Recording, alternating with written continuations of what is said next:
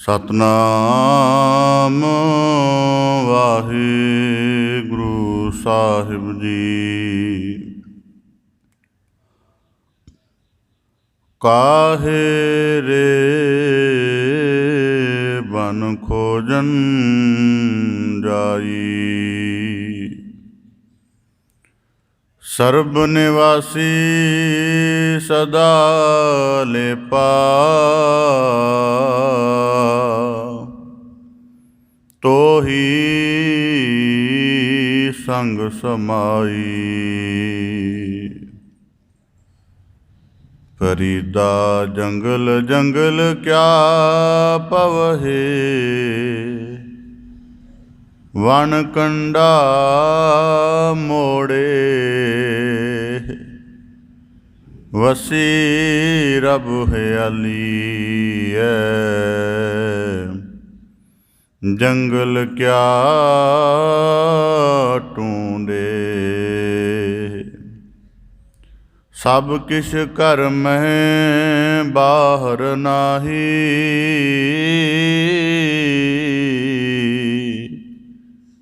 ਬਾਹਰ ਟੋਲੇ ਸੋ ਪਰਮ ਭੁਲਾਹੀ। ਗੁਰ ਪ੍ਰਸਾਦੀ ਜਿਨ ਅੰਤਰ ਪਾਇਆ, ਸੋ ਅੰਤਰ ਬਾਹਰ ਸੁਹੇਲਾ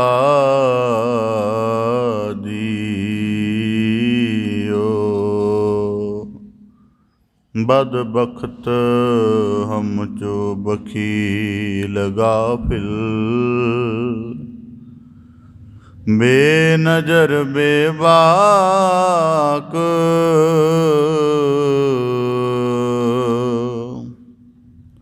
नानक बुगोयद जन तुरा, तेरे चाकरां पाखाक। तेरी पनह खुदाए,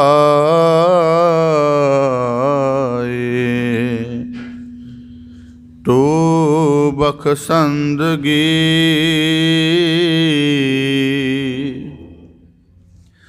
शेख फरीद खैर,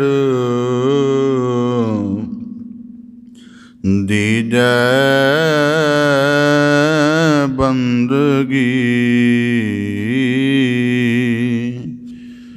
बेसुमार था अगनत तोलै, ज्यो बुलावो त्यों नानक दास बोलै। सतनाम वाहिगुरु साहिब जी। फरीदा सोई सरवर ढूंढ लहो, जिथ हो लभी वथ। छप्पड़ ढूंढै क्या होवै, चिक्कड़ डुबै हथ। फरीदा नंडी कंत न रावियो, वड्डी थी मुयास। तानुकू केंदी गोर में, तै सह ना मिलियास। फरीदा सिर पलिया दाड़ी पली, मुच्छां भी पलियां। रे मन गहले बावले, माणे क्या रलियां। फरीदा कोठे तुकण केतड़ा,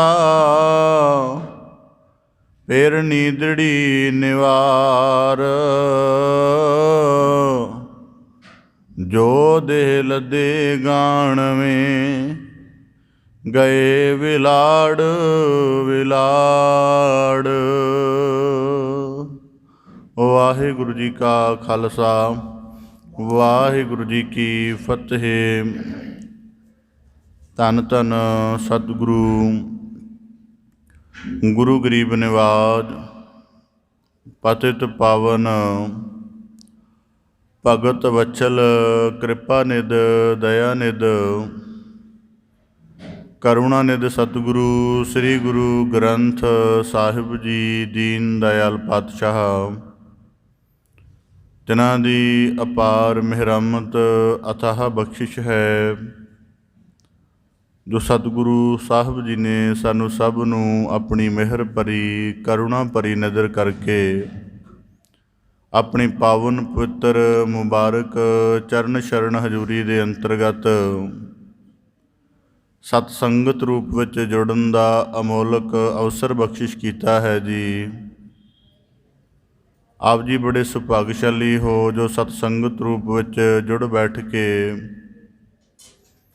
ਆਪਣੇ ਮਨ ਮਤ ਬੁੱਧ ਚਿੱਤ ਸੁਰਤ ਦੀ ਅੰਮ੍ਰਿਤਮਈ ਬਾਣੀ ਦੇ ਕੀਰਤਨ ਤੇ ਅਭਿਆਸ ਸ਼ਬਦ ਵਿਚਾਰ ਅਭਿਆਸ ਨਾਲ ਘਾੜਤ ਕਰਦਿਆਂ ਹੋਇਆਂ ਆਪਣੇ ਮਨੁੱਖਾ ਜੀਵਨ ਨੂੰ ਅਧਿਆਤਮਿਕ ਅਰਥਾਂ ਦੇ ਵਿੱਚ ਸਕਾਰਥ ਕਰਨ ਦਾ ਨਿਰਮਲ ਯਤਨ ਕਰ ਰਹੇ ਹੋ ਜੀ। ਸਤਿਗੁਰੂ ਕੀ ਅਪਾਰ ਕਿਰਪਾ ਸਦਕਾ ਆਪ ਜੀ ਭਗਤ ਸਿਰਮੌਰ ਬਾਬਾ ਸ਼ੇਖ ਫਰੀਦ ਸਾਹਿਬ ਜੀ ਗੰਜੇ ਸ਼ਕਰ, ਤਿਨਾਂ ਦੇ ਪਾਵਨ ਉਚਾਰਨ ਸ਼ਲੋਕਾਂ ਦੀ ਲੜੀਵਾਰ ਵਿਚਾਰ ਸ਼ਰਵਣ ਕਰ ਰਹੇ ਹੋ ਜੀ। ਪਾਵਨ ਬਾਣੀ ਦੀ ਲੜੀਵਾਰ ਵਿਚਾਰ ਦੇ ਨਾਲ ਜੁੜਨ ਦਾ ਯਤਨ ਕਰੀਏ। ਵਿਚਾਰ ਪ੍ਰਾਰੰਭ ਕਰਨ ਤੋਂ ਪਹਿਲਾਂ ਬੜੇ ਅਦਬ ਸਹਿਤ ਉਚਾਰਨ ਕਰੋ ਜੀ। ਸਤਿਨਾਮ ਸ੍ਰੀ ਵਾਹਿਗੁਰੂ ਸਾਹਿਬ ਜੀ। ਫਰੀਦਾ ਸੋਈ ਸਰਵਰ ਢੂਡ ਲਹੋ, ਜਿੱਥੋਂ ਲੱਭੀ ਵਥ। ਜਦ ਕਾਇਨਾਤ ਦੇ ਵਿੱਚ ਦੇਖੀਏ ਤਾਂ ਇੱਕ ਨੁਕਤਾ ਜੋ ਤਲਾਸ਼ ਦੇ ਨਾਲ ਜੁੜਿਆ ਹੋਇਆ, ਤਲਾਸ਼ ਦੇ ਨਾਲ ਜੁੜੇ ਹੋਏ ਨੁਕਤੇ ਦੀ ਜਦ ਬ੍ਰਹਿਮੰਡ ਵਿਚਲੀ ਸਮਝ ਨੂੰ ਪਕੜਨ ਦਾ ਯਤਨ ਕਰੀਏ ਤਾਂ ਸਾਨੂੰ ਇੱਕ ਦ੍ਰਿਸ਼ਟੀਕੋਣ, ਇੱਕ ਅਨੁਭਵ ਪ੍ਰਾਪਤ ਹੁੰਦਾ ਹੈ ਕਿ ਇੱਕ ਜੋ ਪੰਛੀ ਹੈ ਜਿਹਦਾ ਰਿਜ਼ਕ ਦਾਣਾ ਹੈ, ਅਨਾਜ ਹੈ, ਉਹਨੂੰ ਭਾਵੇਂ ਨਿਸ਼ਚਿਤ ਨਹੀਂ ਹੈ ਕਿ ਉਹ ਦਾਣਾ ਕਿੱਥੇ ਪਿਆ ਹੋਇਆ ਜਿਹੜਾ ਉਹਨੂੰ ਭੋਜਨ ਦੇ ਤਲ 'ਤੇ ਚਾਹੀਦਾ, ਪਰ ਉਹਨੂੰ ਪਤਾ ਹੈ ਕਿ ਜਿੱਥੇ ਅਨਾਜ ਦਾ ਖੇਤ ਹੋਏਗਾ ਉੱਥੇ ਜ਼ਰੂਰ ਦਾਣਾ ਸੰਭਵ ਹੋਏਗਾ। ਇਸ ਕਰਕੇ ਬਹੁਤ ਵਾਰੀ ਪੰਛੀ ਆਪਣੀ ਪਰਵਾਜ਼ ਨੂੰ ਉੱਥੋਂ ਤੱਕ ਮਹਿਦੂਦ ਕਰ ਲੈਂਦਾ ਜਾਂ ਵਧਾ ਲੈਂਦਾ ਹੈ ਜਿੱਥੇ ਉਹਨੂੰ ਚੋਗੇ ਦੇ ਰੂਪ ਵਿੱਚ ਦਾਣੇ ਦੀ ਪ੍ਰਾਪਤੀ ਹੋਵੇ। ਇਸੇ ਤਰ੍ਹਾਂ ਦੁਨੀਆ ਦੇ ਵਿੱਚ ਜਿਸ ਵੀ ਪੱਧਰ ਦੀ ਤਲਾਸ਼ ਹੈ, ਇੱਕ ਜੌਹਰੀ ਹੈ, ਉਹ ਪਹਾੜਾਂ ਦੀਆਂ ਕੰਦਰਾਂ 'ਚ ਜਾ ਕੇ ਵੀ ਪਹਾੜ ਪਰਖਦਾ ਰਹਿੰਦਾ ਹੈ। ਕਿਤੇ ਵੀ ਕੋਈ ਚਮਕਦਾਰ ਵਸਤੂ ਨਿਕਲੇ ਉਹਨੂੰ ਪਰਖਣ ਲੱਗ ਪੈਂਦਾ ਆਪਣੀ ਕਸੌਟੀ 'ਤੇ। ਉਹਦੀ ਤਲਾਸ਼ ਹੈ ਕਿ ਉਹਨੂੰ ਕੋਈ ਐਸਾ ਅਮੋਲਕ ਲਾਲ ਚਾਹੀਦਾ ਹੈ ਕਿ ਜਿਹੜਾ ਬੇਸ਼ਕੀਮਤੀ ਹੋਵੇ, ਜਿਹਦੀ ਕੋਈ ਕੀਮਤ ਨਾ ਹੋਵੇ। ਉਹ ਤਲਾਸ਼ ਕਰਦਾ ਹਰ ਵਕਤ। ਇੱਕ ਨਿਮਨ ਤਲ ਦਾ, ਨਸ਼ੇ ਦੇ ਤਲ 'ਤੇ ਜੀਵਨ ਵਾਲਾ ਬੰਦਾ ਵੀ ਆਪਣੇ ਜੀਵਨ ਦੀ ਹਰ ਇੱਕ ਤਰ੍ਹਾਂ ਦੀ ਤਲਾਸ਼ ਕਰਦਾ ਹੈ ਕਿ ਸੰਭਵ ਅਸੰਭਵ ਢੰਗ ਦੇ ਨਾਲ। ਦੁਨੀਆ ਦੇ ਵਿੱਚ ਹਰੇਕ ਮਨੁੱਖ ਨੂੰ ਜਿਵੇਂ ਦੀ ਵਸਤ ਚਾਹੀਦੀ ਉਵੇਂ ਦੀ ਤਲਾਸ਼ ਹੈ। ਹੁਣ ਬਾਬਾ ਫਰੀਦ ਸਾਹਿਬ ਜੀ ਨੇ ਅੱਜ ਦੇ ਸ਼ਲੋਕ 'ਚ ਬਖਸ਼ਿਸ਼ ਕੀਤੀ ਹੈ, ਤਲਾਸ਼ ਹੈ ਆਤਮਿਕ ਆਨੰਦ ਦੀ। ਤਲਾਸ਼ ਹੈ ਕਿ ਮੇਰਾ ਜੀਵਨ ਪੂਰੀ ਤਰ੍ਹਾਂ ਨਿਰਮਲ ਹੋ ਜਾਵੇ। ਤਲਾਸ਼ ਹੈ ਕਿ ਰੱਬੀ ਮਾਰਗ 'ਤੇ ਚੱਲਦਿਆਂ ਇਬਾਦਤ ਦੇ ਨਾਲ, ਬੰਦਗੀ ਦੇ ਨਾਲ ਐਸਾ ਗੂੜਾ ਰਸ ਚੜ੍ਹੇ ਕਿ ਮੁੜ ਕੇ ਜਿਹੜੀਆਂ ਵਿਸ ਗੰਦਲਾਂ ਦਾ ਸਵਾਦ ਜਾਂ ਸ਼ੱਕਰ ਹੋਈ ਵਿਸ ਵਾਲਾ ਅਨੁਭਵ ਨਾ ਬਣੇ। ਤਲਾਸ਼ ਇਸ ਤਰ੍ਹਾਂ ਦੀ ਹੈ, ਪਰ ਯਤਨ ਬਿਲਕੁਲ ਉਲਟ ਹੈ। ਹੁਣ ਕੁਦਰਤੀ ਹੈ, ਕਿਸੇ ਮਨੁੱਖ ਨੂੰ ਪਾਣੀ ਦੀ ਤਲਾਸ਼ ਹੈ। ਪਾਣੀ ਦਾ ਜੇ ਤਾਂ ਸਰੋਤ ਉਹਨੂੰ ਨਦੀ ਦੇ ਰੂਪ ਵਿੱਚ ਮਿਲ ਜਾਏ, ਕਿਸੇ ਸਮੁੰਦਰ ਦੇ ਰੂਪ ਵਿੱਚ ਮਿਲ ਜਾਏ, ਕਿਸੇ ਤਲਾਬ ਦੇ ਰੂਪ ਵਿੱਚ ਮਿਲ ਜਾਏ, ਫਿਰ ਤਾਂ ਠੀਕ ਹੈ। ਜੇ ਨਹੀਂ ਮਿਲਦਾ ਤਾਂ ਕੁਦਰਤੀ ਪਾਣੀ ਦਾ ਸਰੋਤ ਕੀ ਹੈ? ਜ਼ਮੀਨ ਦੀ ਸੱਤਾ ਨੂੰ ਖੋਦਿਆ ਜਾਵੇ, ਪੁੱਟਿਆ ਜਾਵੇ ਗਹਿਰਾਈ ਤੱਕ ਤਾਂ ਜਲ ਪ੍ਰਾਪਤ ਹੋ ਜਾਏਗਾ। ਹੁਣ ਕੁਦਰਤੀ ਹੈ, ਜਲ ਪ੍ਰਾਪਤ ਕਰਨਾ ਹੈ, ਬਾਹਰੋਂ ਕੋਈ ਸਰੋਤ ਨਹੀਂ ਪ੍ਰਾਪਤ ਹੋਇਆ, ਜ਼ਮੀਨ ਨੂੰ ਵੀ ਉੱਪਰੋਂ ਉੱਪਰੋਂ ਖੋਦ ਰਿਹਾ ਹੈ, ਤਾਂ ਕਿਹਾ ਜਾਏਗਾ ਕਿ ਇਸ ਬੰਦੇ ਦੀ ਜਿਹੜੀ ਤਲਾਸ਼ ਹੈ ਜਾਂ ਜਿਹੜਾ ਯਤਨ ਹੈ ਉਹ ਇਤਨਾ ਸਾਰਥਕ ਨਹੀਂ ਹੈ। ਤਾਂ ਬਾਬਾ ਫਰੀਦ ਸਾਹਿਬ ਜੀ ਜ਼ਿਕਰ ਕਰਦੇ ਹਨ, ਸੋਈ ਸਰਵਰ ਢੂੰਡ ਲਹੋ ਜਿੱਥੋਂ ਲੱਭੀ ਵੱਥ। ਬਾਬਾ ਫਰੀਦ ਸਾਹਿਬ ਜੀ ਕਹਿੰਦੇ ਉਹ ਸਰਵਰ, ਉਹ ਸਰੋਵਰ, ਉਹ ਤਲਾਬ ਲੱਭ ਲਓ ਜਿੱਥੋਂ ਤੁਹਾਨੂੰ ਕੋਈ ਵਸਤ ਮਿਲਣੀ ਹੈ, ਜਾਂ ਉੱਥੇ ਜਾ ਕੇ ਹੀ ਖੋਜ ਕਰੋ, ਉੱਥੇ ਹੀ ਤਲਾਸ਼ ਕਰੋ, ਉੱਥੇ ਜਾ ਕੇ ਹੀ ਆਪਣਾ ਯਤਨ ਕਰੋ ਜਿੱਥੋਂ ਕੁਝ ਵਸਤ ਮਿਲਣੀ ਹੈ। ਨਹੀਂ ਤਾਂ ਛੱਪੜ ਢੂੰਡੈ ਕਿਆ ਹੋਵੈ, ਥਾਂ ਥਾਂ ਛੱਪੜੀਆਂ ਨੂੰ ਫੋਲਦੇ ਫਿਰੋ, ਕੀ ਹੋਏਗਾ? ਵੱਧ ਤੋਂ ਵੱਧ ਚਿੱਕੜ ਡੁੱਬੈ ਹੱਥ। ਵੱਧ ਤੋਂ ਵੱਧ ਜਿਹੜਾ ਉੱਥੇ ਚਿੱਕੜ ਆਦਿਕ ਹੈ ਉਹਦੇ ਨਾਲ ਜਿਹੜੇ ਹੱਥ ਮੈਲੇ ਹੋ ਜਾਣਗੇ, ਜਿਹੜਾ ਸਾਰਾ ਲਿਬਾਸ ਹੈ ਉਹ ਚਿੱਕੜ ਦੀ ਗੰਦਗੀ ਦੇ ਨਾਲ ਭਰ ਜਾਏਗਾ। ਹੁਣ ਇਸ ਸ਼ਲੋਕ ਨੂੰ ਅਨੁਭਵ ਦੇ ਨੁਕਤੇ ਤੋਂ, ਸ਼ਬਦ ਵਿਚਾਰ ਦੇ ਨੁਕਤੇ ਤੋਂ ਸਮਝਣ ਦਾ ਯਤਨ ਕਰੀਏ। ਬਾਬਾ ਫਰੀਦ ਸਾਹਿਬ ਜੀ ਨੇ ਕਿਹਾ, ਸੋਈ ਸਰਵਰ ਢੂੰਡ ਲਹੋ। ਧਾਰਮਿਕ ਮੰਦਰ ਦੀ ਸੰਕਲਪਨਾ ਬੜੀ ਬਾਅਦ ਦੇ ਵਿੱਚ ਆਈ ਹੈ। ਪਹਿਲਾਂ ਜੀਵਨ ਹਰਮੰਦਰ ਬਣਿਆ, ਪਹਿਲਾਂ ਜੀਵਨ ਜਿਹੜਾ ਹੈ ਤਲਾਬ ਸਰੋਵਰ ਵਾਂਗ ਪਵਿੱਤਰ ਬਣਿਆ। ਇਹ ਤਾਂ ਬਾਅਦ ਦੇ ਵਿੱਚ ਸੰਸਾਰੀਆਂ ਨੂੰ ਅਧਿਆਤਮਿਕ ਸਾਧਨਾ ਸਮਝਾਉਣ ਦੇ ਲਈ ਇਹ ਸਾਰੀਆਂ ਪਰਿਕਲਪਨਾਵਾਂ ਜਿਹੜੀਆਂ ਸਨ ਧਰਤੀ 'ਤੇ ਸਥਾਪਿਤ ਕੀਤੀਆਂ ਗਈਆਂ। ਹੁਣ ਬਾਬਾ ਫਰੀਦ ਸਾਹਿਬ ਜੀ ਕਹਿੰਦੇ, ਸੋਈ ਸਰਵਰ ਢੂੰਡ ਲਹੋ। ਹੁਣ ਸਰਵਰ ਦਾ ਭਾਵ ਕੀ ਹੈ ਕਿ ਜਿੱਥੇ ਬੰਦਾ ਉਤਰੇ, ਉਹਦੇ ਉਤਰਨ ਤੋਂ ਬਾਅਦ ਜਦੋਂ ਬਾਹਰ ਆਵੇ, ਉਹਦੇ ਕੋਲੋਂ ਸਵੱਛਤਾ ਹੋਵੇ, ਉਹਦੇ ਕੋਲੋਂ ਪਵਿੱਤਰਤਾ ਹੋਵੇ, ਨਿਰਮਲਤਾ ਹੋਵੇ, ਉਹਦੇ ਕੋਲੋਂ ਜੀਵਨ ਦੀ ਇੱਕ ਸ਼ੀਤਲਤਾ ਦਾ ਭਾਵ ਹੋਵੇ। ਕੁਦਰਤੀ ਹੈ, ਜਲ ਦੇ ਨਾਲ ਇਸ਼ਨਾਨ ਕਰਦੇ ਹੋ, ਤਨ ਨੂੰ ਸ਼ੀਤਲਤਾ ਪਹੁੰਚਦੀ ਹੈ, ਜਲ ਅੰਦਰ ਜਾਂਦਾ ਹੈ, ਅੰਦਰੂਨੀ ਤਲ 'ਤੇ ਸਰੀਰ ਨੂੰ ਸ਼ੀਤਲਤਾ, ਠੰਡਕ ਪ੍ਰਾਪਤ ਹੁੰਦੀ ਹੈ, ਪਿਆਸ ਦੀ ਅਗਨ ਬੁਝਦੀ ਹੈ, ਸਰੀਰ ਦੀ ਮੈਲ ਦੂਰ ਹੁੰਦੀ ਹੈ। ਹੁਣ ਬਾਬਾ ਫਰੀਦ ਸਾਹਿਬ ਜੀ ਕਹਿੰਦੇ, ਸੋਈ ਸਰਵਰ ਢੂੰਡ ਲਹੋ। ਲੱਭਣਾ ਪੈਂਦਾ ਹੈ ਜੀਵਨ ਦੇ ਵਿੱਚ ਯਤਨ ਕਰਕੇ ਕਿ ਕਿੱਥੇ ਕੁ ਜਾ ਕੇ ਮੇਰੇ ਮਨ ਦਾ ਇਸ਼ਨਾਨ ਹੋ ਸਕਦਾ ਹੈ। ਤਨ ਦਾ ਇਸ਼ਨਾਨ ਬੜੀ ਜਲਦੀ ਸੰਭਵ ਹੈ, ਤਲਾਬ ਵਿੱਚ ਵੀ ਕੀਤਾ ਜਾ ਸਕਦਾ ਹੈ, ਖੁਦ ਜਲ ਦੀ ਖੁਦਾਈ ਕਰਕੇ ਵੀ ਕੀਤਾ ਜਾ ਸਕਦਾ। ਔਰ ਬਾਬਾ ਫਰੀਦ ਸਾਹਿਬ ਜੀ ਕਹਿੰਦੇ, ਸੋਈ ਸਰਵਰ ਢੂੰਡ ਲਹੋ। ਹੁਣ ਢੂੰਡ ਲਹੋ ਦਾ ਭਾਵ ਕੀ ਹੈ ਕਿ ਆਪਣੇ ਜੀਵਨ ਨੂੰ ਮੁੜ ਇੱਕ ਵਾਰੀ ਵਿਚਾਰ। ਹੁਣ ਤੱਕ ਜੀਵਨ ਦੇ ਵਿੱਚ ਜਿਤਨੀ ਮੈਲ ਲੱਗ ਗਈ ਹੈ, ਜਾਂ ਜੀਵਨ ਦੇ ਵਿੱਚ ਜੇ ਇਸ ਤਰ੍ਹਾਂ ਦਾ ਅਨੁਭਵ ਹੈ ਕਿ ਮੇਰੇ ਗਿਆਨ ਇੰਦਰੇ, ਕਰਮ ਇੰਦਰੇ ਬੜੇ ਮੈਲੇ ਹਨ, ਮੇਰਾ ਚਿੱਤ ਸਾਫ਼ ਨਹੀਂ ਹੈ, ਮੇਰੀ ਜਿਹੜੀ ਆਕਰਸ਼ਣ ਵਿਕਾਰਾਂ ਦੀ ਤਰਫ ਬਣਿਆ ਜਾਂ ਮਾਇਆ ਵਿੱਚ ਭਰਮਿਆ ਹੋਇਆ, ਜੇ ਤੇ ਇਸ ਤਰ੍ਹਾਂ ਦਾ ਅਨੁਭਵ ਹੈ ਤੇ ਸਮਝ ਲੈਣਾ ਕਿ ਹੁਣ ਤੱਕ ਛੱਪੜੀਆਂ ਦੇ ਵਿੱਚ ਹੱਥ ਮਾਰਦਾ ਰਿਹਾ, ਤਾਂ ਕਰਕੇ ਚਿੱਕੜ ਲੱਗਾ ਹੋਇਆ। ਜੇ ਇਸ ਤਰ੍ਹਾਂ ਦਾ ਅਨੁਭਵ ਹੈ, ਕਾਹੇ ਜੀਵਨ ਦੀ ਕੋਈ ਵੀ ਅਵਸਥਾ ਹੋਵੇ, ਜੋਬਨ ਬਿਰਧ ਬਚਪਨ ਦਾ ਕੋਈ ਮਸਲਾ ਨਹੀਂ ਇਹਦੇ ਵਿੱਚ। ਇਸ ਪਲ 'ਤੇ, ਜਿਸ ਪਲ ਦੇ ਵਿੱਚ ਅਸੀਂ ਸ਼ਬਦ ਦੀ ਵਿਚਾਰ ਗੁਰੂ ਕਿਰਪਾ ਨਾਲ ਸ਼ਰਵਣ ਕਰ ਰਹੇ ਹਾਂ, ਇਸ ਪਲ 'ਤੇ ਜੇ ਸਾਨੂੰ ਲੱਗਦਾ ਕਿ ਸਾਡਾ ਜੀਵਨ ਓਨਾ ਪਵਿੱਤਰ ਨਹੀਂ ਰਿਹਾ ਜਿੰਨਾ ਪਵਿੱਤਰ ਪੈਦਾ ਹੋਇਆ ਸੀ, ਜਾਂ ਜੀਵਨ ਦੇ ਵਿੱਚ ਉਨੀ ਸੰਭਾਲ ਨਹੀਂ ਰੱਖ ਸਕੇ ਜਿੰਨੀ ਸੰਭਾਲ ਦੇ ਨਾਲ ਜੀਵਨ ਨੂੰ ਰੱਖਣਾ ਚਾਹੀਦਾ ਸੀ, ਹਿਰਦੇ ਨੂੰ ਰੱਖਣਾ ਚਾਹੀਦਾ ਸੀ, ਮਨ ਨੂੰ ਰੱਖਣਾ ਚਾਹੀਦਾ ਸੀ, ਤਾਂ ਕੁਦਰਤੀ ਫਿਰ ਪ੍ਰਸ਼ਨ ਬਣਦਾ ਹੈ, ਪਿੱਛੇ ਪਰਤ ਜਾਓ, ਆਪਣੇ ਅਤੀਤ ਨੂੰ ਵਾਚਣ ਲੱਗ ਪਾਓ, ਤਾਂ ਤੁਹਾਨੂੰ ਜੀਵਨ ਦੇ ਉਹ ਸਾਰੇ ਪੱਖ ਮਿਲ ਜਾਣਗੇ ਜਿੱਥੇ ਜੀਵਨ ਆਰੰਭ ਹੋਇਆ ਸੀ। ਅਤੇ ਜੀਵਨ ਦੇ ਆਰੰਭ ਵਿੱਚ ਕੋਈ ਮੈਲ ਨਹੀਂ ਸੀ। ਮੈਲ ਸੰਸਾਰ ਕੋਲੋਂ ਬੰਦੇ ਨੇ ਲਈ ਹੈ। ਬਚਪਨ ਦੇ ਵਿੱਚ ਤਕਸੀਮ ਨਹੀਂ ਸੀ ਕਰਨੀ ਆਉਂਦੀ, ਆਪਣਾ ਹੈ, ਪਰਾਇਆ ਹੈ, ਉੱਚਾ ਹੈ, ਨੀਵਾਂ ਹੈ, ਅਮੀਰ ਹੈ, ਗਰੀਬ ਹੈ, ਸੋਹਣਾ ਹੈ, ਕਰੂਪ ਹੈ, ਕੋਈ ਮਾਨਸਿਕ ਵੰਡ ਨਹੀਂ ਬਣੀ ਹੋਈ। ਜਿਉਂ-ਜਿਉਂ ਸਮਾਜ ਚੱਲਦਾ ਗਿਆ, ਪਰਿਵਾਰ ਨੇ, ਸਮਾਜ ਨੇ, ਆਪਣੀ ਅਕਲ ਨੇ ਮਨੁੱਖ ਦੀ ਬੁੱਧੀ ਦੇ ਅੰਦਰ ਇਤਨੀ ਜ਼ਿਆਦਾ ਕਲਾਸੀਫਿਕੇਸ਼ਨ ਕਰ ਦਿੱਤੀ ਕਿ ਅੱਜ ਜਿਸ ਵੀ ਚੀਜ਼ ਨੂੰ ਦੇਖਦਾ ਹਿੱਸਿਆਂ 'ਚ ਦੇਖਦਾ ਹੈ। ਬੰਦੇ ਨੂੰ ਰੱਬ ਦਾ ਰੂਪ ਦੇਖਣ ਦੀ ਬਜਾਏ ਉਹਨੂੰ ਜਾਤ ਦੇ ਨੁਕਤੇ ਤੋਂ ਦੇਖਦਾ ਹੈ, ਉਹਨੂੰ ਸੁੰਦਰਤਾ ਦੇ ਨੁਕਤੇ ਤੋਂ, ਕੁਸੋਹਣੇ ਨੁਕਤੇ ਤੋਂ ਦੇਖਦਾ ਹੈ।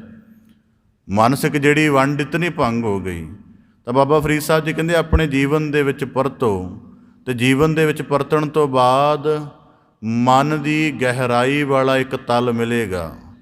ਭਾਵ ਕਿ ਇਹ ਤਾਂ ਸਾਰੀਆਂ ਕਲਪਨਾ ਮੇਰੇ ਮਨ ਨੇ ਬਣਾਈਆਂ ਨੇ ਕਿ ਕੋਈ ਚੰਗਾ ਹੁੰਦਾ, ਕੋਈ ਮੰਦਾ ਹੁੰਦਾ ਹੈ, ਜਾਂ ਕੋਈ ਵਧੀਆ ਹੈ, ਕੋਈ ਬੁਰਾ ਹੈ, ਕੋਈ ਆਪਣਾ ਹੈ, ਕੋਈ ਬੇਗਾਨਾ ਹੈ। ਇਹ ਤਾਂ ਮਨ ਦੇ ਤਲ ਦੀਆਂ ਪਰਕਲਪਨਾਵਾਂ ਨੇ।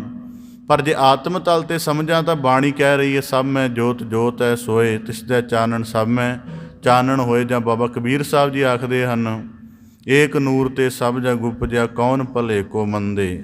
ਇਸ ਕਰਕੇ ਮਨੁੱਖ ਨੂੰ ਗੁਰੂ ਬਾਬਾ ਫਰੀਦ ਸਾਹਿਬ ਜੀ ਨੇ ਕਿਹਾ, ਸੋਈ ਸਰਵਰ ਦਾ ਭਾਵ ਇਹ ਹੈ ਕਿ ਮਨ ਦੇ ਤਲ ਦੀ ਉਹ ਗਹਿਰਾਈ ਲੱਭੋ ਜਿੱਥੇ ਜਾ ਕੇ ਮਨ ਦੇ ਉੱਪਰਲੇ ਫੁਰਨਿਆਂ ਨੂੰ ਵਿਰਾਮ ਲੱਗਦਾ ਹੈ ਅਤੇ ਬੰਦਾ ਆਪਣੇ ਸੱਚ ਸਰੂਪ ਨੂੰ ਸਮਝਣ ਦਾ ਯਤਨ ਕਰਦਾ ਕਿ ਸੱਚ ਸਰੂਪ ਸਾਡਾ ਕੀ ਹੈ, ਜਿਹਦੇ ਵਿੱਚ ਕਿਸੇ ਮੈਲ ਦਾ ਅੰਸ਼ ਵੀ ਨਹੀਂ ਹੈ। ਅਤੇ ਅੱਜ ਜੇ ਸਾਡੇ ਪਾਸ ਮੈਲ, ਇਹਦਾ ਮਤਲਬ ਹੁਣ ਤੱਕ ਛੱਪੜਾਂ ਦੇ ਵਿੱਚ ਭਰਮ ਰਹੇ ਹਾਂ। ਇਸ ਕਰਕੇ ਬਾਬਾ ਫਰੀਦ ਸਾਹਿਬ ਜੀ ਕਹਿੰਦੇ, ਸੋਈ ਸਰਵਰ ਢੂੰਡ ਲਓ। ਹੁਣ ਮਨੁੱਖ ਜਾਣਨਾ ਚਾਹੇਗਾ ਕਿ ਮਨ ਦੇ ਤਲ ਦੀ ਗਹਿਰਾਈ ਦੇ ਵਿੱਚ ਕਿਵੇਂ ਉਤਰੀਏ, ਇਹਦੀ ਕੀ ਸਾਧਨ ਹੈ, ਸਾਨੂੰ ਕਿਵੇਂ ਪਤਾ ਲੱਗੇਗਾ ਅਸੀਂ ਮਨ ਦੇ ਤਲ 'ਤੇ ਗਹਿਰਾਈ ਵਿੱਚ ਉਤਰ ਰਹੇ ਹਾਂ। ਸਰਲ ਜਿਹਾ ਅਨੁਭਵ ਆਪਦੇ ਸਨਮੁਖ ਰੱਖਦੇ। ਜੀਵਨ ਦੇ ਵਿੱਚ ਕੁਝ ਸਮਾਂ ਕਦੇ ਨੇਤਰ ਬੰਦ ਕਰ ਲੈਣੇ, ਕਦੇ ਖਾਸ ਕਰਕੇ ਅੰਮ੍ਰਿਤ ਵੇਲੇ ਕੁਦਰਤੀ ਆਪਣੇ ਆਪ ਨੂੰ ਮੌਨ ਦੀ ਸਥਿਤੀ ਵਿੱਚ ਲੈ ਜਾਣਾ, ਕੁਦਰਤੀ ਨਾ ਕੋਈ ਬਾਹਰੋਂ ਮੌਨ ਆ ਰਿਹਾ ਹੋਵੇ, ਐਸਾ ਇਕਾਂਤ ਥਾਂ ਲੱਭ ਲੈਣਾ। ਉੱਥੇ ਕੇਵਲ ਬੈਠ ਕੇ ਆਪਣੇ ਨੇਤਰ ਮੁੰਦ ਕੇ ਪਦਮ ਆਸਣ ਦੇ ਵਿੱਚ ਬੈਠ ਜਾਣਾ, ਕੁਦਰਤੀ ਦੇਖਣਾ ਕਿ ਮਨ ਦੇ ਤਲ 'ਤੇ ਕੇਵਲ ਆਪਣੇ ਮਨ ਦੇ ਦ੍ਰਿਸ਼ਟਾ ਆਪ ਬਣਨਾ, ਆਪਣੇ ਮਨ ਦੀ ਹਾਲਤ ਆਪ ਦੇਖਣੀ। ਜਦੋਂ ਇਸ ਤਰ੍ਹਾਂ ਕਰੋਗੇ, ਪਹਿਲੇ 10-12 ਫੁਰਨੇ ਨੋਟ ਕਰ ਲੈਣੇ ਕਿ ਪਹਿਲੇ 10-12 ਫੁਰਨੇ ਕਿਵੇਂ ਦੇ ਆਏ ਨੇ। ਪਰਿਵਾਰਕ ਚਿੰਤਾ ਵਾਲੇ ਆਏ ਨੇ, ਵਿਕਾਰਾਂ ਵਾਲੇ ਆਏ ਹਨ, ਭਗਤੀ ਕਰਮ ਤੋਂ ਉਚਾਟ ਮਨ ਵਾਲੇ ਆਏ ਹਨ, ਜਾਂ ਕਿਸੇ ਹੋਰ ਤਰ੍ਹਾਂ ਦੇ ਆਏ ਨੇ। ਉਹਨਾਂ ਫੁਰਨਿਆਂ ਦਾ ਜਿਹੜਾ ਵਿਸ਼ਾ ਵੀ ਲੱਭ ਲੈਣਾ, ਫੁਰਨਿਆਂ ਨੂੰ ਨੋਟ ਕਰਕੇ। ਹੁਣ ਕੁਦਰਤੀ ਜਦੋਂ ਉਹਨਾਂ 'ਤੇ ਨੋਟ ਕਰ ਲਿਆ ਤਾਂ ਫਿਰ ਉਹਨਾਂ ਦੇ ਉੱਪਰ ਧਿਆਨ ਦੇਣਾ ਸ਼ੁਰੂ ਕਰ ਦੇਣਾ। ਧਿਆਨ ਕੀ ਹੈ ਕਿ ਮੈਂ ਬੰਦਗੀ ਵਿੱਚ ਬੈਠਾ ਅਤੇ ਮੈਂ ਬੰਦਗੀ ਦੇ ਨਾਲ ਸੰਬੰਧਿਤ ਫੁਰਨੇ ਹੀ ਲੈਣੇ ਨੇ।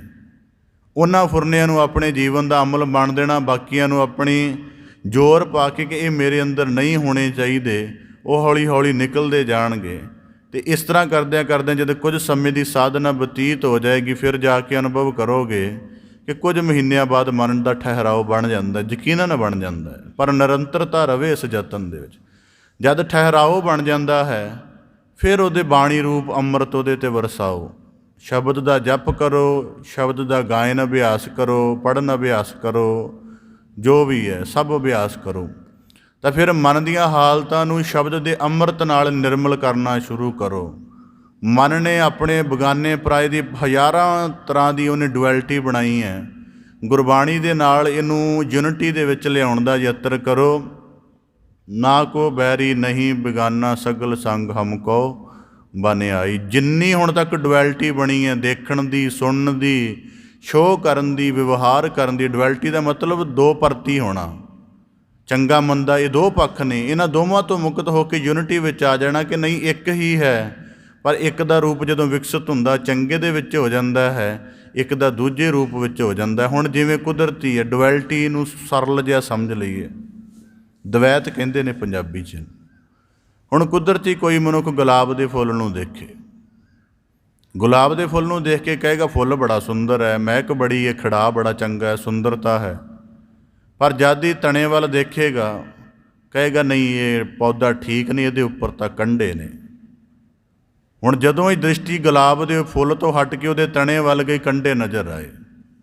ਦ੍ਰਿਸ਼ਟੀ ਇੱਕੋ ਹੈ। ਜਦੋਂ ਉਹਨੇ ਦੇਖਿਆ, ਉਹਨੇ ਦੋ ਭਾਵ ਬਣਾ ਲਏ ਕਿ ਗੁਲਾਬ ਤਾਂ ਕੰਡੇਦਾਰ ਹੁੰਦਾ ਹੈ ਅਤੇ ਗੁਲਾਬ ਖੁਸ਼ਬੂਦਾਰ ਵੀ ਹੁੰਦਾ। ਹੁਣ ਦੋ ਦ੍ਰਿਸ਼ਟੀਆਂ ਇੱਕੋ ਸਮੇਂ ਆ ਗਈਆਂ। ਹੁਣ ਇਹ ਦੋਵਾਂ ਦ੍ਰਿਸ਼ਟੀਆਂ ਦੇ ਵਿੱਚ ਇੱਕ ਫਰਕ ਹੈ ਕਿ ਕਲੀ ਕੋਮਲ ਹੈ, ਕੰਡਾ ਜਿਹੜਾ ਹੈ ਨੋਕੀਲਾ ਹੁੰਦਾ ਹੈ। ਕੰਡਾ ਜ਼ਖਮ ਦੇਵੇਗਾ, ਕਲੀ ਜ਼ਖਮ ਨਹੀਂ ਦੇਵੇਗੀ। ਹੁਣ ਪਰ ਇਹ ਫਰਕ ਨਹੀਂ ਹੈ। ਜੇ ਮਾਲਕ ਨੇ ਇਕੱਠੇ ਪੈਦਾ ਕੀਤੇ ਨੇ ਤਾਂ ਉਹਦੀ ਯੂਨਿਟੀ ਲੱਭਣੀ ਪਏਗੀ। ਉਹਦੀ ਯੂਨਿਟੀ ਕੀ ਹੈ ਕਿ ਗੁਲਾਬ ਦੀ ਕਲੀ ਦੀ ਜਿਹੜੀ ਕੋਮਲਤਾ ਹੈ ਉਹ ਕੰਡੇ ਦੇ ਨੁਕੀਲੇ ਵਿੱਚ ਹੀ ਜ਼ਬਤ ਰਹੇਗੀ। ਜੇ ਉਹਦੇ ਨੁਕੀਲੇ ਹੋਣ ਦਾ ਜ਼ਬਤ ਤੋੜ ਦਿੱਤਾ ਮਾਲਕ ਨੇ, ਅਤੇ ਉਸ ਕਲੀ ਦੇ ਹੁਸਨ ਨੂੰ, ਉਹਦੀ ਸੁੰਦਰਤਾ ਨੂੰ ਇੱਕ ਖਾਸ ਤਰ੍ਹਾਂ ਦਾ ਸੰਕਟ ਬਣ ਜਾਏਗਾ ਅਤੇ ਉਹ ਆਪਣੀ ਮਹਿਕ ਜਿਹੜੀ ਹੈ ਉਹ ਮਹਿਦੂਦ ਹੋ ਜਾਏਗੀ। ਔਰ ਵੱਡੀ ਗੱਲ ਇਹ ਜ਼ਮੀਨ 'ਚੋਂ ਪੈਦਾ ਹੋਇਆ, ਉਸੇ ਜ਼ਮੀਨ 'ਚੋਂ ਬਲ ਕੰਡੇ ਨੇ ਲਿਆ ਹੈ, ਉਸੇ ਜ਼ਮੀਨ 'ਚੋਂ ਬਲ ਜਿਹੜਾ ਹੈ ਉਸ ਫੁੱਲ ਦੇ ਖੜਾਹ ਨੇ ਲਿਆ। ਇਸ ਕਰਕੇ ਇਹਨਾਂ ਦਾ ਪਰਵਰਿਸ਼ ਜਾਂ ਪੈਦਾਇਸ਼ ਇਕੱਠੀ ਹੈ। ਅੱਗੇ ਹੁਕਮ ਦੇ ਵਿੱਚ ਜਾ ਕੇ ਇਹਨਾਂ ਦੇ ਦੋ ਰੂਪ ਬਣ ਗਏ ਨੇ, ਪਰ ਫਿਰ ਇੱਕ ਦੇ ਵਿੱਚ ਸਮਾ ਜਾਣਗੇ। ਕੰਡਾ ਵੀ ਮਿੱਟੀ ਹੁੰਦਾ ਹੈ ਅਤੇ ਫੁੱਲ ਵੀ ਮਿੱਟੀ ਹੁੰਦਾ ਮੁਰਝਾ ਕੇ। ਇਸ ਕਰਕੇ ਡੁਐਲਿਟੀ ਦਾ ਭਾਵ ਹੈ ਕਿ ਜਿੰਨੀਆਂ ਸਾਡੀਆਂ ਮਾਨਸਿਕ ਤੌਰ 'ਤੇ ਵੰਡਾਂ ਬਣੀਆਂ, ਉਹਨਾਂ ਸਾਰੀਆਂ ਨੂੰ ਬਾਣੀ ਦੇ ਅੰਮ੍ਰਿਤ ਨਾਲ ਤੋੜਨਾ। ਔਰ ਰੋਜ਼ਾਨਾ ਦੀ ਬਾਣੀ ਪੜ੍ਹਨਾ ਤਾਂ ਹੈ ਜਪਜੀ ਸਾਹਿਬ ਦੀ ਬਾਣੀ ਪੜ੍ਹਦੇ ਹੋ ਸਾਡੇ ਵਨਨੈਸ ਦੇ ਪਰਸਪੈਕਟਿਵ ਨੂੰ ਮਜ਼ਬੂਤ ਕਰਦੀ ਹੈ। ਉਹਦੇ ਵਿੱਚ ਆਉਂਦਾ ਅਸੰਖ ਚੋਰ ਹਰਾਮ ਖੋਰ। ਦੁਨੀਆ ਦੇ ਵਿੱਚ ਜੇ ਅਸੰਖ ਦੀ ਗਿਣਤੀ ਹੋ ਰਹੀ ਹੈ, ਕੁਦਰਤੀ ਅਸੀਂ ਵੀ ਉਹਦੇ ਵਿੱਚ ਸ਼ਾਮਲ ਹੋ ਸਕਦੇ ਹਾਂ। ਅਸੀਂ ਵੀ ਮਾਲਕ ਦਾ ਸ਼ੁਕਰਾਨਾ ਰੂਪ ਜਦੋਂ ਸਾਡੇ ਅੰਦਰ ਨਹੀਂ ਹੈ ਤਾਂ ਸਾਡੀ ਹੀ ਉਹ ਗੱਲ ਹੋ ਰਹੀ ਹੈ। ਅਸੰਖ ਨਿੰਦਕ ਸਿਰ ਕਰੇ ਭਾਰ, ਉਹ ਸਾਡੀ ਹੀ ਬਾਤ ਹੋ ਰਹੀ ਹੈ। ਉਹ ਅੰਮ੍ਰਿਤ ਰੂਪ ਬਾਣੀ ਜਦੋਂ ਮਨ ਦੇ ਭਰਮੇ ਹੋਏ ਰੂਪ ਨੂੰ ਗਿਆਨ ਵਿੱਚ ਲਿਆ ਕੇ ਠੀਕ ਕਰਦੀ ਹੈ ਤਾਂ ਫਿਰ ਮਨੁੱਖ ਦੇ ਮਨ ਨੂੰ ਪਤਾ ਲੱਗਦਾ ਹੈ ਕਿ ਮੇਰਾ ਬਾਣੀ ਦੁਆਰਾ ਇਸ਼ਨਾਨ ਹੋਇਆ ਹੈ। ਜਪਜੀ ਸਾਹਿਬ ਦੀ ਬਾਣੀ 'ਚ ਆਉਂਦਾ ਹੈ, ਅੰਤਰਗਤ ਤੀਰਥ ਮਲ ਨਹਾਓ। ਇਸ ਕਰਕੇ ਸਿੱਖ ਦਾ ਨਿਤਨੇਮ ਕੋਈ ਇੰਨੀ ਛੋਟੀ ਜਿਹੀ ਗੱਲ ਨਹੀਂ ਕਿ 40-45 ਮਿੰਟ 'ਚ ਪੂਰਾ ਕਰਕੇ ਤੇ ਸਮਝੇ ਕਿ ਮੇਰੇ ਸਿੱਖ ਜੀਵਨ ਦੀ ਸਾਧਨਾ ਪੂਰੀ ਹੋ ਗਈ। ਇਸ ਕਰਕੇ ਬਾਬਾ ਫਰੀਦ ਸਾਹਿਬ ਜੀ ਕਹਿੰਦੇ, ਸੋਈ ਸਰਵਰ ਢੂੰਡ ਲਹੋ।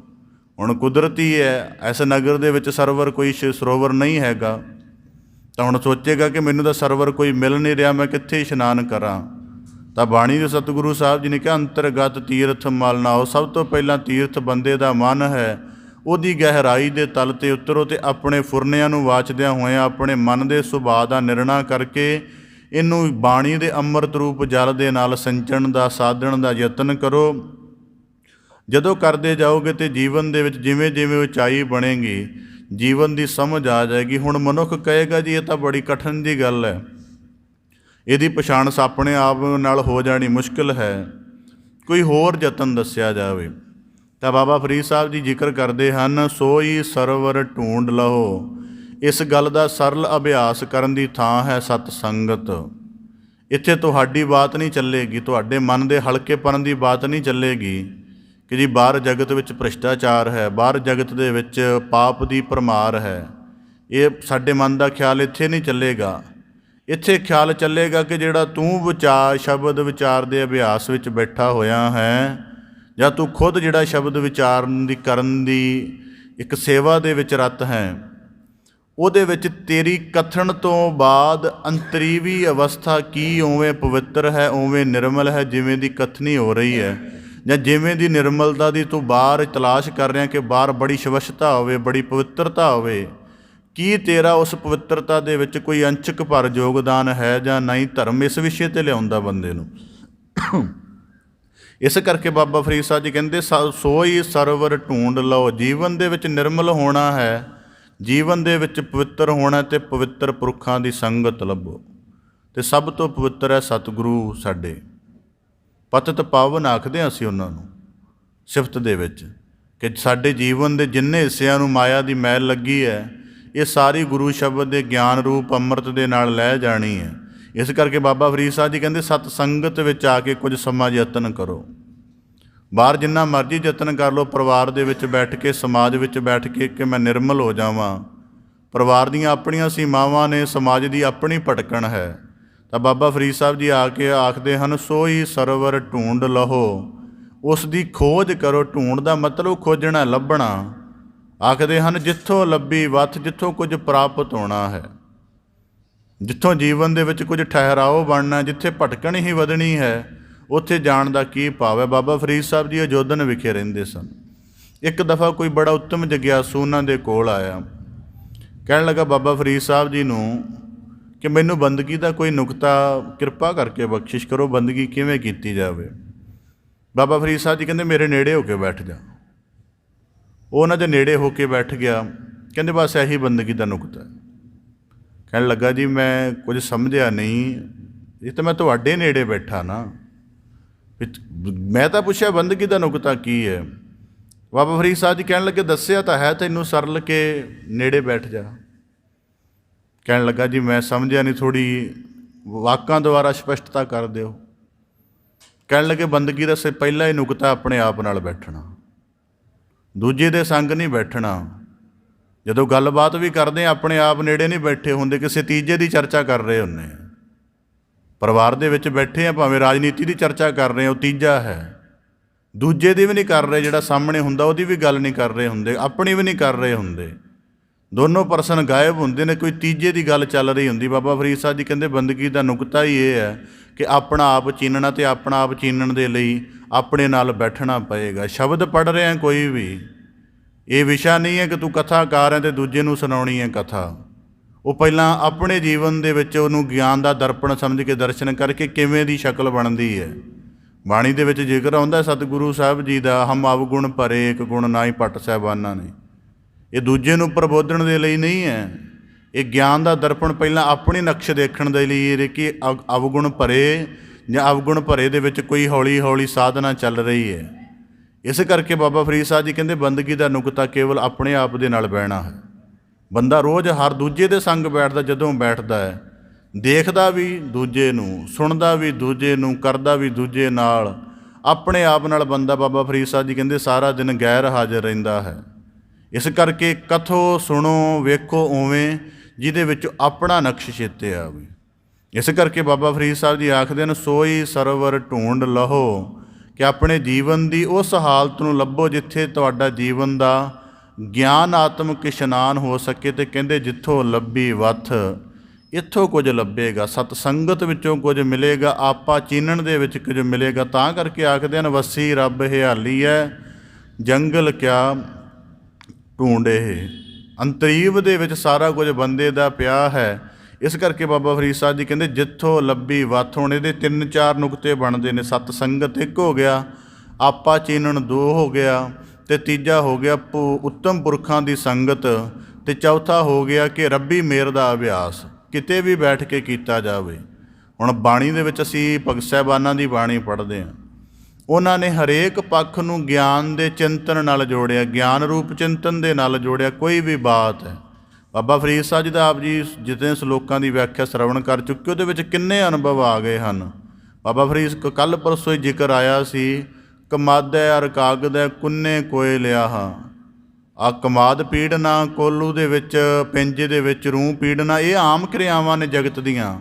ਪਰ ਬਾਬਾ ਫਰੀਦ ਸਾਹਿਬ ਜੀ ਨੇ ਆਪਣਾ ਚਿੰਤਨ ਕੀ ਜੋੜਿਆ ਹੋਇਆ ਹੈ ਕਿ ਮੰਦੇ ਅਮਲ ਕਰਨ ਲੱਗਿਆਂ ਇਹੋ ਜਿਹੀਆਂ ਸਜ਼ਾ ਮਿਲਦੀਆਂ ਨੇ। ਮੀਂਹ ਪਿਆ ਹੈ, ਉਹ ਕੁਦਰਤੀ ਹਾਲਤ ਹੈ, ਪ੍ਰਕਿਰਤੀ ਦੀ ਹਾਲਤ ਹੈ। ਬਾਬਾ ਫਰੀਦ ਸਾਹਿਬ ਜੀ ਆਖਦੇ ਗਲੀਏ ਚਿੱਕੜ ਦੂਰ ਕਰਨ ਨਾਲ ਪਿਆਰੇ ਨੇ ਉਹ। ਉਹਨਾਂ ਦੇ ਜੀਵਨ ਦੀਆਂ ਸਾਰੇ ਪੱਖ ਜਿਹੜੇ ਹਨ ਗਿਆਨ ਦੇ ਨਾਲ ਜੁੜ ਜਾਂਦੇ ਨੇ। ਇਸ ਕਰਕੇ ਸੋਈ ਸਰਵਰ ਢੂੰਡਣ ਦੇ 4 ਸਾਡੇ ਕੋਲੋਂ ਨੁਕਤੇ ਬਣਦੇ ਨੇ। ਸਭ ਤੋਂ ਪਹਿਲਾਂ ਪ੍ਰਤੱਖ ਸੰਗਤ, ਜਿੱਥੇ ਗੁਰੂ ਸਰੂਪ ਗਿਆਨ ਪ੍ਰਕਾਸ਼ ਦੀ ਮੌਜੂਦਗੀ ਹੈ। ਦੂਸਰਾ ਉਸ ਤੋਂ ਬਾਅਦ ਹੈ ਕਿ ਮਨੁੱਖ ਦਾ ਆਪਾ ਚੀਨਣਾ। ਆਪਾ ਚੀਨਣਾ ਤਾਂ ਹੀ ਹੋਏਗਾ ਜੇ ਪਹਿਲਾਂ ਸ਼ਬਦ ਦਾ ਅੰਮ੍ਰਿਤ ਕੋਲ ਹੋਏਗਾ। ਇਸ ਕਰਕੇ ਦੂਜਾ ਆਪਾ ਚੀਨਣਾ। ਤੀਜਾ ਹੈ ਉੱਤਮ ਪੁਰਖਾਂ ਦੀ ਸੰਗਤ। ਹੁਣ ਕੁਦਰਤੀ ਸਾਰਾ ਦਿਨ ਗੁਰੂ ਘਰ ਨਹੀਂ ਬੈਠ ਸਕਦੇ, ਸਾਰਾ ਦਿਨ ਆਪਾ ਚੀਨਣ ਵੀ ਨਹੀਂ ਕਰ ਸਕਦੇ। ਪਰਿਵਾਰ ਸਮਾਜ 'ਚ ਬਹਿਣਾ ਉੱਠਣਾ ਪੈਂਦਾ, ਕਾਰੋਬਾਰ ਕਰਦਿਆਂ, ਰਿਸ਼ਤੇਦਾਰੀਆਂ 'ਚ ਵਿਚਰਦਿਆਂ। ਅਤੇ ਉਹੋ ਜਿਹੇ ਬੰਦੇ ਲੱਭ ਲਓ ਜਿਨ੍ਹਾਂ ਦੇ ਨੇੜੇ ਬੈਠ ਕੇ ਤੁਹਾਡਾ ਜੀਵਨ ਉਚਾਈ ਵੱਲ ਜਾਵੇ। ਅਤੇ ਚੌਥਾ ਕੁਦਰਤੀ ਇਹ ਹੈ ਕਿ ਮਾਲਕ ਦੀ ਮਿਹਰ ਦਾ ਅਭਿਆਸ ਸਭ ਜਗ੍ਹਾ ਕਰਦੇ ਰਹਿਣਾ, ਕਿ ਉਹ ਸਾਨੂੰ ਜੀਵਨ 'ਚ ਨਿਵਾਜਿਸ਼ ਕਰਦਾ ਰਹੇ, ਕਿ ਜੀਵਨ ਦਾ ਜੋ ਕੁਝ ਵੀ ਦੇਖੀ ਉਹਨੂੰ ਗਿਆਨ ਦੇ ਸਹਿਤ ਹੰਡਾਈਏ। 4 ਨੁਕਤੇ ਹਨ ਜਿਹੜੇ ਸਾਡੇ ਸੋਈ ਸਰਵਰ ਢੂੰਡ ਲਾਹੋ ਦੇ ਵਿੱਚ ਮਦਦ ਕਰ ਸਕਦੇ ਹਨ। ਅਤੇ ਬਾਬਾ ਫਰੀਦ ਸਾਹਿਬ ਜੀ ਕਹਿੰਦੇ ਜਿੱਥੋਂ ਲੱਭੀ ਵੱਥ ਛੱਪੜ ਢੂੰਡੈ ਕਿਆ ਹੋਵੈ ਚਿੱਕੜ ਡੁੱਬੈ ਹੱਥ। ਹੁਣ ਕੁਦਰਤੀ ਹੈ, ਅਸੀਂ ਗੁਰੂ ਕਿਰਪਾ ਸਦਕਾ ਪਾਵਨ ਸ਼ਬਦ ਵਿਚਾਰ ਨਾਲ ਜੁੜਦੇ ਹਾਂ। ਠੀਕ ਹੈ, ਸਾਡੀ ਵਿਚਾਰ ਦੀ, ਸਾਡੀ ਚਿੰਤਨ ਦੀ ਗਹਿਰਾਈ ਨਾ ਵੀ ਬਣੇ ਤਾਂ ਵੀ ਘੱਟੋ ਘੱਟ ਇਤਨਾ ਸਮਾਂ ਸਾਡੇ ਮਨ ਦੇ ਅਸਾਧ ਫੁਰਨਿਆਂ ਨੂੰ ਵਿਰਾਮ ਤਾਂ ਲੱਗਦਾ ਹੈ। ਅਤੇ ਇਹੀ ਵਿਰਾਮ ਲੱਗਣ ਵਾਲੀ ਹਾਲਤ ਕਿਸੇ ਦਿਨ ਸਾਨੂੰ ਵਿਚਾਰ ਦੀ ਗਹਿਰਾਈ ਵਿੱਚ ਵੀ ਲੈ ਜਾਏਗੀ। ਇਸ ਕਰਕੇ ਬਾਬਾ ਫਰੀਦ ਸਾਹਿਬ ਜੀ ਕਹਿੰਦੇ ਸੰਸਾਰ ਛੱਪੜ ਵਰਗਾ ਹੈ।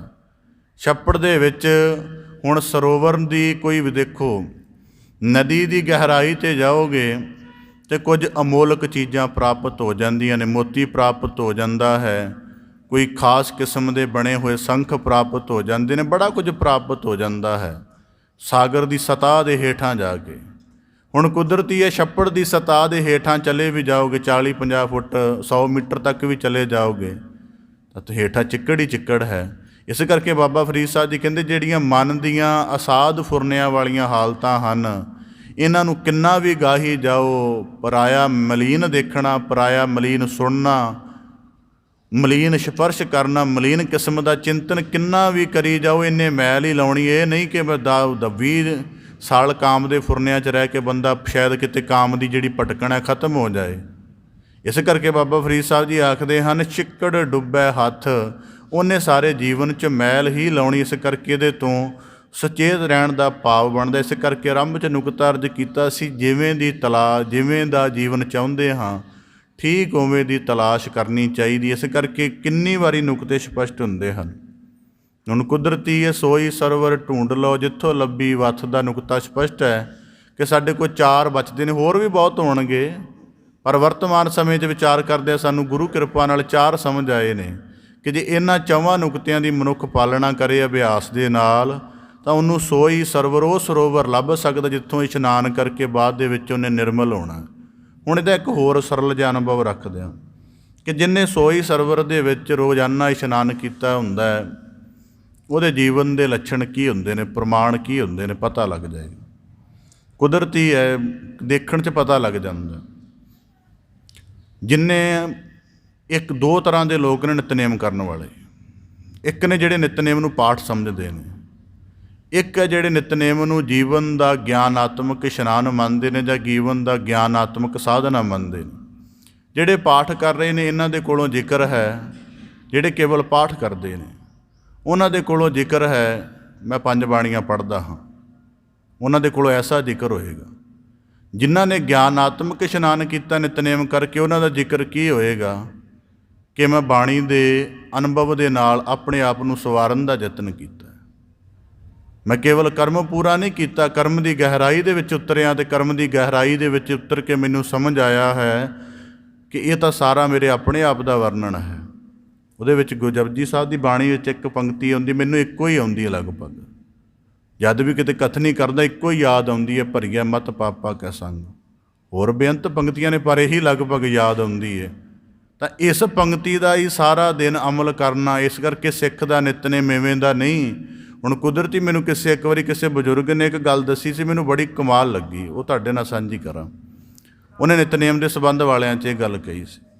ਉਹਨੇ ਉਹ ਤਾਂ ਗੱਲ ਕਹੀ ਸੀ, ਕਿਸੇ ਜਗ੍ਹਾ ਕਥਾ ਕਰਨ ਗਿਆ ਸਾਂ, ਕਥਾ ਤੋਂ ਬਾਅਦ ਜਦੋਂ ਬਾਹਰ ਨਿਕਲੇ ਤਾਂ ਸਾਰਿਆਂ ਨੇ ਆਪੋ ਆਪਣੀਆਂ ਗੱਪਾਂ ਸ਼ੁਰੂ ਕਰ ਲਈਆਂ ਤਾਂ ਉਸ ਬਜ਼ੁਰਗ ਨੇ ਮੈਨੂੰ ਕੋਲ ਸੱਦ ਕੇ ਗੱਲ ਸਹੀ ਕਹਿਣ ਲੱਗਾ, ਬਾਬਾ ਜੀ ਇੱਕ ਸਵਾਲ ਪੁੱਛਣਾ ਤੁਹਾਡੇ ਕੋਲ। ਮੈਂ ਕਿਹਾ ਜੀ ਪੁੱਛੋ, ਤੁਹਾਡਾ ਫਰਜ਼ ਹੈ, ਤੁਹਾਡਾ ਹੱਕ ਹੈ। ਕਹਿਣ ਲੱਗਾ ਕੋਈ ਸ਼ਾਹੂਕਾਰ ਸਵੇਰੇ ਦੁਕਾਨ ਖੋਲ੍ਹੇ, ਕੋਈ ਦੁਕਾਨਦਾਰ ਸਵੇਰੇ ਦੁਕਾਨ ਖੋਲ੍ਹੇ 7 ਵਜੇ 5 ਵਜੇ, ਉਹਨੂੰ ਸਵੇਰੇ ਹੀ 1 ਲੱਖ ਰੁਪਏ ਦੀ ਵੱਟਤ ਹੋ ਜਾਵੇ, ਪਹਿਲਾ ਗਾਹਕ ਆਵੇ ਉਹਦੇ ਨਾਲ ਹੀ ਉਹਨੂੰ 50-60 ਹਜ਼ਾਰ ਰੁਪਈਆ ਬਚ ਜੇ ਸੌਦਾ ਵੇਚ ਕੇ, ਕੀ ਉਹ 7-8 ਵਜੇ ਸ਼ਟਰ ਬੰਦ ਕਰਕੇ ਘਰ ਚਲ ਜਾਏਗਾ ਮੁੜ ਕੇ? ਮੈਂ ਕਿਹਾ ਨਹੀਂ, ਲਗਭਗ ਉਹ ਖੋਲ੍ਹ ਹੀ ਰੱਖੇਗਾ ਕਿ ਸ਼ਾਇਦ 2-3 ਗਾਹਕ ਜਾਂ 10 ਗਾਹਕ ਹੋਰ ਆ ਜਾਣ, ਜਾਂ ਸਾਰੇ ਲੱਖ ਵਾਲੇ ਨਹੀਂ ਆਉਣੇ, ਕੋਈ 5-10-50 ਵਾਲੇ ਵੀ ਆਉਣੇ ਨੇ, ਕੁਦਰਤੀ ਸਾਰਾ ਦਿਨ ਦੁਕਾਨ ਖੋਲ੍ਹ ਹੀ ਰੱਖੇਗਾ। ਕਹਿੰਦਾ ਪਰ ਇਹ ਤੁਹਾਡਾ ਗੱਲ ਠੀਕ ਹੈ, ਪਰ ਧਰਮ 'ਚ ਇਹ ਗੱਲ ਬੜੀ ਉਲਟ ਚੱਲਦੀ ਹੈ। ਮੈਂ ਕਿਹਾ ਜੀ ਕਿਵੇਂ? ਕਹਿਣ ਲੱਗਾ ਸਵੇਰੇ ਬੰਦਗੀ ਦਾ ਸ਼ਟਰ ਖੋਲ੍ਹਦੇ ਨੇ, ਗੁਰੂ ਦੁਆਰ ਤੋਂ ਬਾਹਰ ਜਾਂਦੇ ਹੀ ਮਾਰ ਕੇ ਗਾਂਹ ਜਾਂਦੇ ਨੇ, ਜਦੋਂ ਗੁਰੂ ਘਰੋਂ ਬਾਹਰ ਨਿਕਲ ਗਏ ਨਿਤਨੇਮ ਵਾਲਾ ਸ਼ਟਰ ਬੰਦ, ਕਿ ਜੋ ਗੁਰਬਾਣੀ 'ਚੋਂ ਸਿੱਖਿਆ, ਜੋ ਜੀਵਨ ਮਿਲਿਆ ਅਸੀਂ ਇਹ ਤੋਂ ਅੱਗੇ ਨਹੀਂ ਲਿਜਾਣੀ, ਇੱਥੇ ਹੀ ਬੰਦ ਕਰ ਦਿੱਤਾ। ਬਾਣੀ ਸੁਣ ਕੇ ਕੁਝ ਮਨ ਦੀ ਉਚਾਈ ਬਣੀ ਹੈ, ਮਨ ਦੀ ਪਵਿੱਤਰਤਾ ਬਣੀ ਹੈ, ਜੀਵਨ ਥੋੜ੍ਹਾ ਅੱਗੇ ਵੱਲ ਚੱਲਣਾ ਸ਼ੁਰੂ ਹੋਇਆ ਹੈ, ਉਹਨੂੰ ਉੱਥੇ ਹੀ ਬੰਦ ਕਰ ਦਿੱਤਾ ਅਤੇ ਫਿਰ ਆਪਣਾ ਸੰਸਾਰ ਦੀ ਭਟਕਣ ਸ਼ੁਰੂ ਕਰ ਲਈ ਹੈ। ਇਸ ਕਰਕੇ ਬਾਬਾ ਫਰੀਦ ਸਾਹਿਬ ਜੀ ਕਹਿੰਦੇ ਛੱਪੜ ਢੂੰਡੈ ਕਿਆ ਹੋਵੈ, ਕਿ ਤੇਰੀ ਜੀਵਨ ਦੀ ਉਚਾਈ ਨਾ ਤਾਂ ਤੇਰੇ ਪਰਿਵਾਰ ਨੇ ਘੜੀ ਹੈ, ਪਰਿਵਾਰ ਤਾਂ ਤੈਨੂੰ ਰੋਜ਼ ਦੱਸਦਾ ਕਿ ਉਹਦੇ ਨਾਲ ਬੋਲਣਾ ਨਹੀਂ, ਉਹਦੇ ਨਾਲ ਵਰਤਣਾ ਨਹੀਂ, ਉਹ ਬੰਦੇ ਮਲੀਨ ਨੇ, ਕਈ ਤਰ੍ਹਾਂ ਦੀ ਤੇਰੇ ਅੰਦਰ ਮਾਨਸਿਕ ਵੰਡਾ ਪਾਉਂਦਾ ਹੈ, ਦਵੈਤ ਵਾਲੀਆਂ ਵੀ ਪਾਉਂਦਾ ਹੈ, ਵਿਕਾਰਾਂ ਵਾਲੀਆਂ ਵੀ ਪਾਉਂਦਾ ਹੈ, ਧਰਮ ਦੇ ਨਾਂ 'ਤੇ ਵੀ ਪਾਉਂਦਾ, ਹਜ਼ਾਰਾਂ ਤਰ੍ਹਾਂ ਦੇ ਤੈਨੂੰ ਮਨਮੁਖ ਬਣਾਉਂਦਾ ਹੈ। ਉਹਨਾਂ 'ਤੇ ਤੇਰੀ ਉਚਾਈ ਬਣਾਈ ਨਹੀਂ, ਅਤੇ ਜਿੰਨੇ ਤੇਰੀ ਉਚਾਈ ਬਣਾਈ ਹੈ ਗੁਰੂ ਦੀ ਸਤ ਸੰਗਤ ਅਭਿਆਸ ਨੇ, ਤੂੰ ਉਹਨੂੰ ਰਿਜੈਕਟ ਕਰ ਦਿੰਦਾ ਜਾਂ ਉਹਨੂੰ ਸੀਮਤ ਕਰੀ ਜਾਂਦਾ ਹੈ। ਤਾਂ ਬਾਬਾ ਫਰੀਦ ਸਾਹਿਬ ਜੀ ਕਹਿੰਦੇ ਚਿੱਕੜ ਡੁੱਬੈ ਹੱਥ, ਇਸ ਕਰਕੇ ਸੁਚੇਤ ਰਹਿਣ ਦਾ ਭਾਵ। ਜੀਵਨ ਦੇ ਵਿੱਚ ਧਾਰਮਿਕ ਸਾਧਨਾ ਬਹੁਤ ਲੋਕ ਕਰਦੇ ਨੇ, ਬੜੀ ਮੁਬਾਰਕ ਹੈ ਸਾਰਿਆਂ ਦੀ ਕਰਨੀ, ਪਰ ਉਹ ਕੁਦਰਤੀ ਹੈ। ਹੁਣ ਕੁਦਰਤੀ ਕਈ ਵਾਰੀ ਦੇਖਿਆ, ਇੱਕ ਬੱਚਾ 10-12 ਸਾਲ ਸਕੂਲ ਦੇ ਵਿੱਚ ਪੜ੍ਹੇ ਨਾ, ਮਾਤਾ ਪਿਤਾ ਦਾ ਪੈਸਾ ਸਮਾਂ ਸਭ ਕੁਝ ਲੱਗੇ ਅਤੇ 12 ਸਾਲ ਬਾਅਦ ਉਹਦੇ ਪਾਸ 15 ਸਾਲਾਂ ਬਾਅਦ ਕੋਈ ਵਿੱਦਿਆ ਦਾ ਠੋਸ ਧਨ ਨਾ ਹੋਵੇ, ਕੋਈ ਅਕਲ ਦੀ ਖਾਸ ਜਿਹੜੀ ਮਜ਼ਬੂਤੀ ਨਾ ਹੋਵੇ, ਤਾਂ ਚੰਗੇ ਅਧਿਆਪਕ ਨੂੰ ਵੀ ਨਿਰਾਸ਼ਾ ਹੁੰਦੀ ਹੈ ਅਤੇ ਪਰਿਵਾਰ ਨੂੰ ਵੀ ਨਿਰਾਸ਼ਾ ਹੁੰਦੀ ਹੈ, ਅਤੇ ਜੇ ਬੱਚਾ ਥੋੜ੍ਹਾ ਸੰਜੀਦਾ ਹੋਵੇ ਤਾਂ ਖੁਦ ਵੀ ਨਿਰਾਸ਼ ਹੁੰਦਾ। ਇਤਨਾ ਜੀਵਨ ਧਾਰਮਿਕ ਅਭਿਆਸ ਕਰਦਿਆਂ ਬੀਤ ਗਿਆ, ਅਜੇ ਤੱਕ ਆਪਣੀ ਕਥਨੀ ਦੇ ਵਿੱਚੋਂ ਡੁਐਲਿਟੀ ਨਹੀਂ ਖਤਮ ਕਰ ਸਕੇ। ਅੰਦਰੋਂ ਤਾਂ ਕੀ ਖਤਮ ਕਰਨੀ, ਅੰਦਰੋਂ ਤਾਂ ਦਵੈਤ ਕੀ ਮਿਟਾਉਣਾ। ਇਸ ਕਰਕੇ ਬਾਬਾ ਫਰੀਦ ਸਾਹਿਬ ਜੀ ਕਹਿੰਦੇ ਚਿੱਕੜ ਡੁੱਬਿਆ ਹੱਥ, ਜੀਵਨ ਦੇ ਬਾਰੀ ਬਾਰੀ ਤਲ 'ਤੇ ਭਰਮਦੇ ਰਹਿਣਾ ਆਪਣੇ ਆਪ ਨੂੰ ਮਹਿਲ ਲਾਉਣ ਵਾਲੀ ਗੱਲ ਹੈ। ਫਰੀਦਾ ਨੰਡੀ ਕੰਤ ਨਾ ਰਾਵਿਓ, ਵੱਡੀ ਥੀ ਮੁਈ ਆਸ। ਹੁਣ ਬਾਬਾ ਫਰੀਦ ਸਾਹਿਬ ਜੀ ਕਹਿੰਦੇ ਨੰਡੀ, ਨੰਡੀ ਦਾ ਅਰਥ ਹੁੰਦਾ ਹੈ ਜਵਾਨ, ਜੋਬਨ ਅਵਸਥਾ ਵਾਲੀ। ਕਹਿੰਦੇ ਨੰਡੀ ਕੰਤ ਨਾ ਰਾਵਿਓ, ਜਦੋਂ ਜੀਵਨ ਦੇ ਵਿੱਚ ਬਲ ਸੀ, ਸਮਰੱਥਾ ਸੀ, ਤਾਣ ਸੀ, ਉਦੋਂ ਪਰਮੇਸ਼ਰ ਰੂਪ ਕੰਤ ਦੀ ਸੇਵਾ ਨਹੀਂ ਕੀਤੀ, ਬੰਦਗੀ ਦਾ ਕੋਈ ਯਤਨ ਨਹੀਂ ਕੀਤਾ। ਵੱਡੀ ਥੀ ਮੁਈ ਆਸ, ਹੁਣ ਜੀਵਨ ਨੂੰ ਕਹਿੰਦੀ ਵੱਡਾ ਹੋ ਗਿਆ, ਪਰ ਵੱਡੇ ਹੋਣ ਦੇ ਨਾਲ ਜੀਵਨ ਦੇ ਵਿੱਚੋਂ ਬਲ ਚਲਾ ਗਿਆ ਹੈ, ਅਤੇ ਵੱਡੇ ਹੁੰਦਿਆਂ ਆਖਰ ਇੱਕ ਦਿਨ ਸਮਾਪਤੀ ਦਾ ਆ ਗਿਆ, ਅਤੇ ਹੁਣ ਮੁਈ ਹੋ ਗਈ ਹੈ।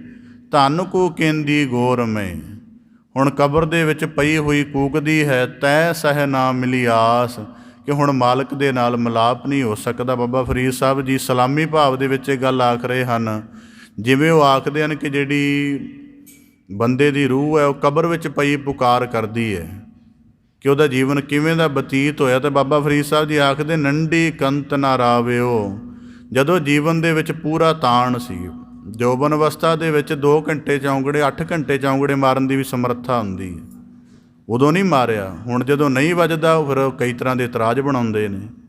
ਬਾਬਾ ਫਰੀਦ ਸਾਹਿਬ ਜੀ ਕਹਿੰਦੇ ਨੰਡੀ ਕੰਤ ਨਾ ਰਾਵਿਓ, ਜਦੋਂ ਜੀਵਨ ਦੇ ਵਿੱਚ ਬੰਦਗੀ ਦੇ ਲਈ ਸਰੀਰ ਵੀ ਪੂਰਾ ਅਨੁਕੂਲ ਸੀ, ਮਨ ਵੀ ਅਜੇ ਕਾਫੀ ਹੱਦ ਤੱਕ ਜਿਹੜਾ ਸੀ ਠਹਿਰਾਓ ਵਿੱਚ ਸੀ, ਕਹਿੰਦੇ ਉਦੋਂ ਨਹੀਂ ਕਰ ਸਕੇ ਅਤੇ ਡੀਕ ਕਰਦੇ ਰਹੇ, ਕੁਝ ਨਹੀਂ ਹੋਰ ਕਰ ਲਵਾਂਗੇ, ਹੋਰ ਕਰ ਲਵਾਂਗੇ।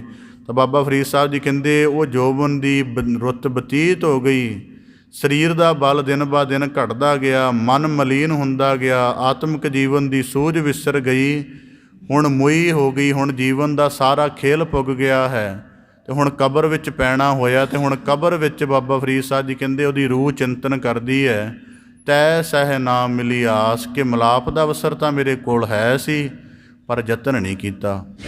ਅੱਜ ਦਾ ਪਾਵਨ ਮੁਖਵਾਕ ਦੇਖੋ, ਇਹ ਆਨੜੀਏ ਮਾਨੜਾ ਕਾਹੇ ਕਰੇਹੇ, ਆਪਨੜੈ ਕਰ ਹਰ ਰੰਗੋ ਕੀ ਨਾ ਮਾਨੇਹ, ਸਹੁ ਨੇੜੈ ਧਨ ਕੰਮਲੀਏ, ਬਾਹਰ ਕਿਆ ਟੂੰਡੇਹ।